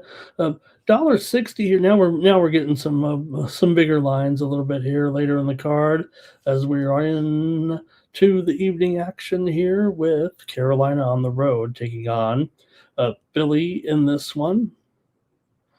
Carolina comes in here 19-9-2. Philly 16-9-4. Pretty good matchup, man. Carolina's a pretty big favorite for not having a totally dominant record this season in the win-loss column. Carolina is 18-9 as a favorite so far this season. They're coming in here off back-to-back wins over Columbus and Washington. Meanwhile, Philadelphia played pretty well here. They've split their last 4 games, wins over Buffalo and San Jose, but lost to good teams, Carolina and VGK, but played competitively in those games. Gotta think Philly can hang here with Carolina, but Carolina, look at the kind of the trends with these two. Carolina's defeated Philadelphia in 6 straight meetings right now. Philadelphia's, get this, 0-8 in their last 8 games at home against Carolina. At home, they've lost 8 straight to them. Two teams have met this season 4-3. Carolina won it at home. It was a pretty good game for sure. Philadelphia's 8-10 to the under at home, but 12-8 to the over as a dog. Meanwhile, Carolina 5-9 to the under on the road. Philadelphia's gone under in 7 of their last 10 at home. 6 of the last 8 meetings between the two teams have gone under. Carolina's gone under in 6 of their last 7 overall coming in. Carolina's gone under in 13. I'm going under. I'm not. I could just read a bunch of under trends. I already like the under here. I'm taking the under with Carolina and Philly. But man, imagine they've lost. I mean, yes, Philadelphia's been mediocre at best. Carolina's been probably better than they are right now, but losing 8 straight at home, that's dominance. 8 straight at home, Philly's lost to Carolina. Andre said, "Did I catch up finally? Yeah, put me on 1.5 speed. I can't sound any worse." Mr. Weskers is on the Canes to keep it going. Psychotic Mafia says this one's hard to predict. Sports fan, hello, sports fan. He's getting ready for the UFC. Going to be a great card tomorrow night, the last card of the year, you guys, here, and got that main event. I will say this. I'll just interject here real quick. I know let me get out of this hockey segment. Zach Rossi likes home dog Philadelphia here. Greg likes Philadelphia as well. Doesn't trust the Canes. Seth Jarvis, anytime goal in here, says Timmy Chushu.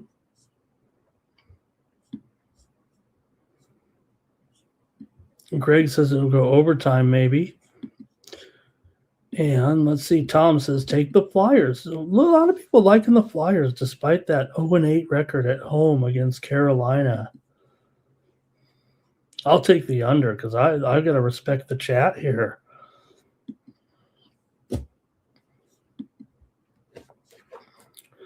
Okay, next up, the Panthers are taking on the Stars here on Saturday night. You got the Stars here, favored to $1.40 in this one, and the total here 5.5, maybe 6 under 15. Maybe let me see what the total is now. Yeah, 6 under 15. It feels like this is a pretty good game here. You know, Florida. A lot of people are still down on Florida, but they're starting to make their move a little bit here. It feels like, yes, they have, the missing their superstars from this season so far, but they're up to 15, 13-2 now. They've won 3 of their last 4 with wins over Columbus, the Islanders, and Utah. They did get rocked last time out by Carolina. Remember, I was like, oh, Florida's playing as good as they have, and Colorado's actually lost 2 of 3. Colorado crushed them, okay? Dallas comes in here. They had their winning streak snapped last time out in a loss to Minnesota, 5-2 on the road. They were on a winning streak before that, a big-time winning, a good winning streak and just a good winning run. Dallas has won 8 of their last 10 and 6 of their last 7 at home, but Florida's won 5 straight meetings over these Dallas Stars. Now, granted, like we said, Florida's missing their stars now, but one of those meetings they've already played this year. Florida won at home 4-3. I kind of want to take an upset here, you guys. I guess I just believe in Florida too much. Look, Dallas is great. Ottinger's great. 8 of the last 10 meetings between these two teams have gone over. 12 of the last 18 have gone over here in Dallas. That's a 20-year sample size, but Florida's gone over in 7 of their last 10 and 6 of their last 8 on the road right now. Florida is just 1-3 to the under as an underdog. They've only been underdog 4 times this season, despite, maybe they have been overrated necessarily, obviously, right, with this, record of just 2 games over 500. And they've only been an underdog 4 times. See what you have in the chat. I don't think anybody's going to want Florida, but I might. Maybe just I want to be that guy, but I didn't hit it last time. Okay, Dat Kush King, stars easy, definitely stars. Can't justify the stars here, says Mr. Weskers. Andre Light, hey, Andre's here. He caught up. He says go under. Psychotic Mafia likes the stars. Man, you guys love the stars here for sure. Timothy Hawk likes the over. Cal Dogs on the stars. Okay, I better not go with the. I better just go with the total because if I was gonna, I'll just bet the Panthers and not even put it out there. I think. Bobrovsky is suspect. Give him the stars. Johnston to score. Dallas 4-2. DeAndre would pick the stars even if he was here tonight. Tom Regard's on Florida. Someone's on Florida. I'll take the over in this one. Oh, Andre said he'll roll. Oh, man. Okay. I'm going to take the over, you guys. I think you know I might be on the pan. Let me just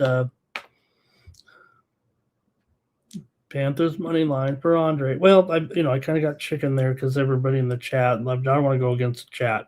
So I'll go with the over, but, you guys heard what I'm saying. If Colorado crashed the Panthers, I can only imagine what the Stars would do. Well, Colorado's much better than not much better. The Colorado Avalanche are a little bit better than the Stars, right? A little bit better than everybody. Hey, we're in the home stretch. And here's the Red Wings on the road taking on the Blackhawks. Red Wings come in 17-12-3. Chicago's 13-12-6. Red Wings just had a 3-game winning streak snapped by Edmonton last time out on the road, 4-1 a couple of nights ago. Before that, they'd beaten Seattle, Vancouver, and Seattle in the Pacific Northwest swing. Blackhawks, meanwhile, come in here having lost 3 of 4, lost to St. Louis last night, of course. 3-2 on the road, so a little bit of a back-to-back here, but the Blackhawks are at home, at least. Red Wings, though, might have been here waiting for them. These two teams did meet back on November the 9th for their first meeting. The Blackhawks won on the road 5-1. They dominated that game, did Chicago. But Detroit, you got them as a big favorite here at $1.90. Blackhawks are 13-16 as an underdog. They're also 23-6 as a puck line dog. Meanwhile, Detroit 3-11 as a puck line favorite. Still, it's not exactly a cheap price if you wanted to take the Blackhawks at home on that puck line. Even though Detroit is minus $1.90, Chicago's plus 1.5 at minus $1.50. But still, I think 23-6 against 3-11 does pay that off. Let's see if you guys have anything in the chat in this one with Detroit and Chicago here on Saturday night. We got a Detroit team in here coming in, having won 5 of their last 6 over Chicago. They've won 4 of their last 6 overall. Detroit's gone over in 8 of their last 11. They've also gone over in 5 of the last 7 meetings here in Chicago. Chicago's gone over in 6 of their last 9. Chicago's dropped 9 of their last 12 overall and have gone just 2-4 in their last 6 at home. 5 of the last 7 meetings between. I said that one here. Let me go to the chat. Help! Too many games. Starting to lose my focus on it. Okay, here we go in the chat. We've got here Timmy Chushu on the Red Wings. Andre says, go with Chi-Town. Greg says he likes Detroit here. Puck line and an under. Cal Dog liking the Red Wings here as well. Psychotic Mafia leaning to the Red Wings. If Chicago covers that puck line, wouldn't be surprised. Zach Rossi on the Hawks, though. Andre says 2-team parlay, Panthers money line over, and Chicago money line and over. Wait a minute, that feels like 3 teams. Maybe I'm reading it wrong. Panthers money line and over. Oh, I guess that's the other game. He's got two-team parlays. Thank you, Andre. And Tom says he'll take the Blackhawks here as well. You know what? I'm going to take the over in this one with Detroit and Chicago.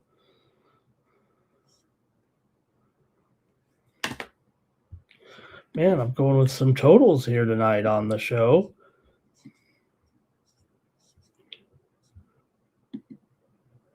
Got a couple more here. Oh, you know what? We've got this one.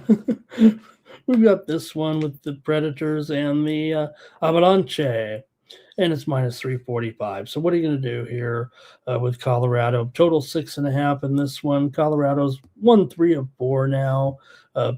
Just beat up on Florida 6-2. They did lose to Nashville, but Colorado's awesome here with this incredible record. They're the Oklahoma City Thunder of hockey.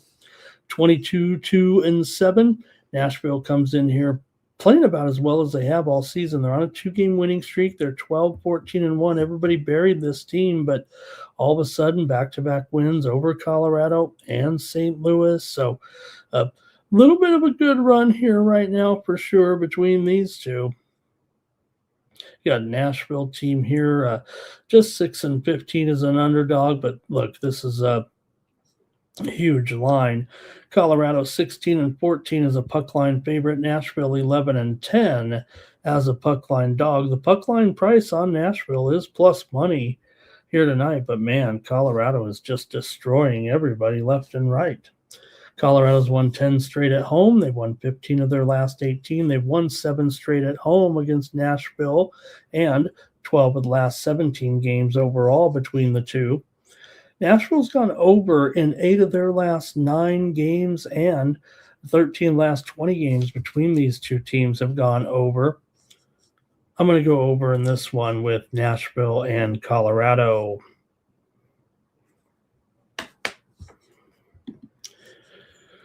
All right, let's see what you got here with Greg says Colorado to roll here.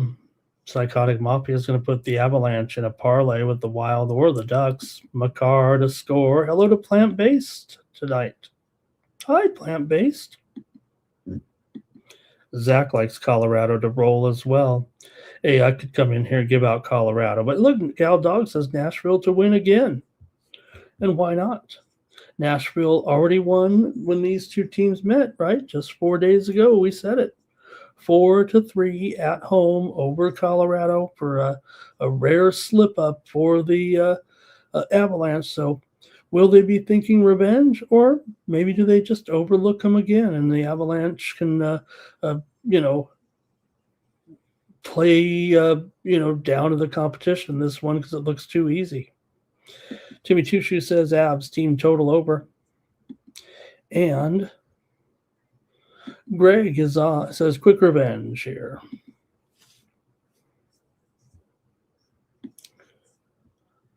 All right, gang. I've got one more game here tonight. Where is it at? There it is. The Flames are taking on the Kings in this one. You got the Kings, $1.85, 8.5. Kings come in here 14-8-8. Calgary 12-16-4. Kings are a big favorite, of course, in this one. Kings have won just one of the last 6 meetings between these two teams, believe it or not. Calgary's gone over in 9 of their last 13, including 6 of their last 7 on the road. But the Kings have gone under in 8 of their last 12, including 5 of their last 6 at home. However, 4 of the last 5 meetings between these two teams here in Los Angeles have gone over. But Calgary has had their way with the Kings, believe it or not, and the Calgary Flames are one of the worst teams in the league right now. They're 12-16-4. Kings are 14-8-8. Teams have not met yet this season, of course, but like I said, Calgary basically been knocking it out of the park against the Kings right now, believe it or not. Calgary just 5-11 on the road this season, 8-17 as an underdog, but the Kings are much better on the road. So, you know what? It's a pretty stiff puck line here, minus $1.70 for Calgary. See what you guys have in the chat, but I'm going to take the Calgary Flames here as my upset pick tonight over the Kings right now. Maybe it's a mental block here. Let's see what you guys have in the chat, and then the show's over. Here's Greg. He likes the Flames here. Timmy Chushu likes the Flames, and Psychotic Moppy. We all like the Flames. Maybe even on the puck line, but I'll take him on the money line here to beat the Kings tonight. Let's get an upset. Even Andre's on the Flames. We're all on the Flames. We might be very sophisticated here with the chat. You guys, that's going to do it for Night Moves here. Wow, what a show. Thank you, everybody. 2 hours of sports betting talk here. Two and a quarter hours of sports betting talk here right now. And thank you for joining me here on the show. Back tomorrow with more Night Moves. Yeah, we'll talk NFL football tomorrow on the show. And don't forget, head on over to Tony'sPicks.com. There you'll find our premium picks, absolutely our best picks every day over at Tony'sPicks.com.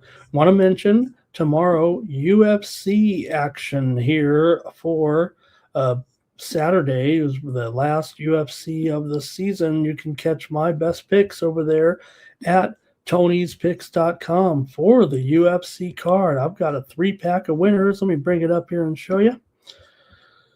Check me out there over at Tony'sPicks.com. I got my top 3 plays for UFC Vegas 112. My 3 best plays, they're all close to pick 'em. You're never going to get a $2 favorite with me when you're paying good money for these picks. I'm going with the closest rated matchups of the night here. So check me out over at Tony'sPicks.com. There's a good main event. This package does not include the main event between Brandon Roybal and Manel Kape. Flyweights, top 5 flyweight contenders. The flyweight division, of course, got topsy-turvy after last week's results, but I do have 3 of the closest rated fights. So if you're having any trouble with those near pick'ems, trust me tomorrow, and I'm going to bring home some winners over at Tony'sPicks.com. It's profit guaranteed. So if I don't hit 2 of these 3 picks, you're going to get credits back to your account. You can use them back here with me once again on another package, or use it on one of the other great handicappers over at Tony'sPicks.com. Check out the handicapper leaderboards and see who's hot, and then get signed up. Take a look at who had a great day over at the site on Saturday over at Tony's Picks, and take a look. It was a slow night, I'll tell you that. Alessandro won his only play. There's DeAndre. He went 1-0-1. Let's check in with DeAndre. He's always great to join us a couple times a week, and let's see what he had there. And he's got those plays lined up for tomorrow as well. He had Austin P against East Tennessee. Great job. He said, go P. And they did. They covered as a 3-point dog there. He also got a tough one there with the Hornets. Man, the Hornets blew that game against the Bulls. The Bulls needed a win. They got it. All right, and that's going to do it here on Night Moves. Really appreciate everyone here. What a great show we had. I want to thank to everybody in the chat as well. Timmy Two Shoes, Zach Rossi. It was great to have you, and Psychotic Mafia as well. I hope to have you guys again join me here in the chat All-Stars. I'm really looking to fill up our chat room. And look, hopefully everyone wants to hear what I have to say, trends, line moves, and all that. But they love to see other plays and what people are doing, and that gives them a feel for, hey, maybe they want to go with our chat, maybe they want to fade it, whatever. They just know what other people are thinking about the game. It's so important to get your feedback here on Night Moves. All right, well, that's going to do it. Back here tomorrow on the Tony's Picks YouTube channel. And for Tony'sPicks.com, I'm Ramon Scott. So long from Night Moves.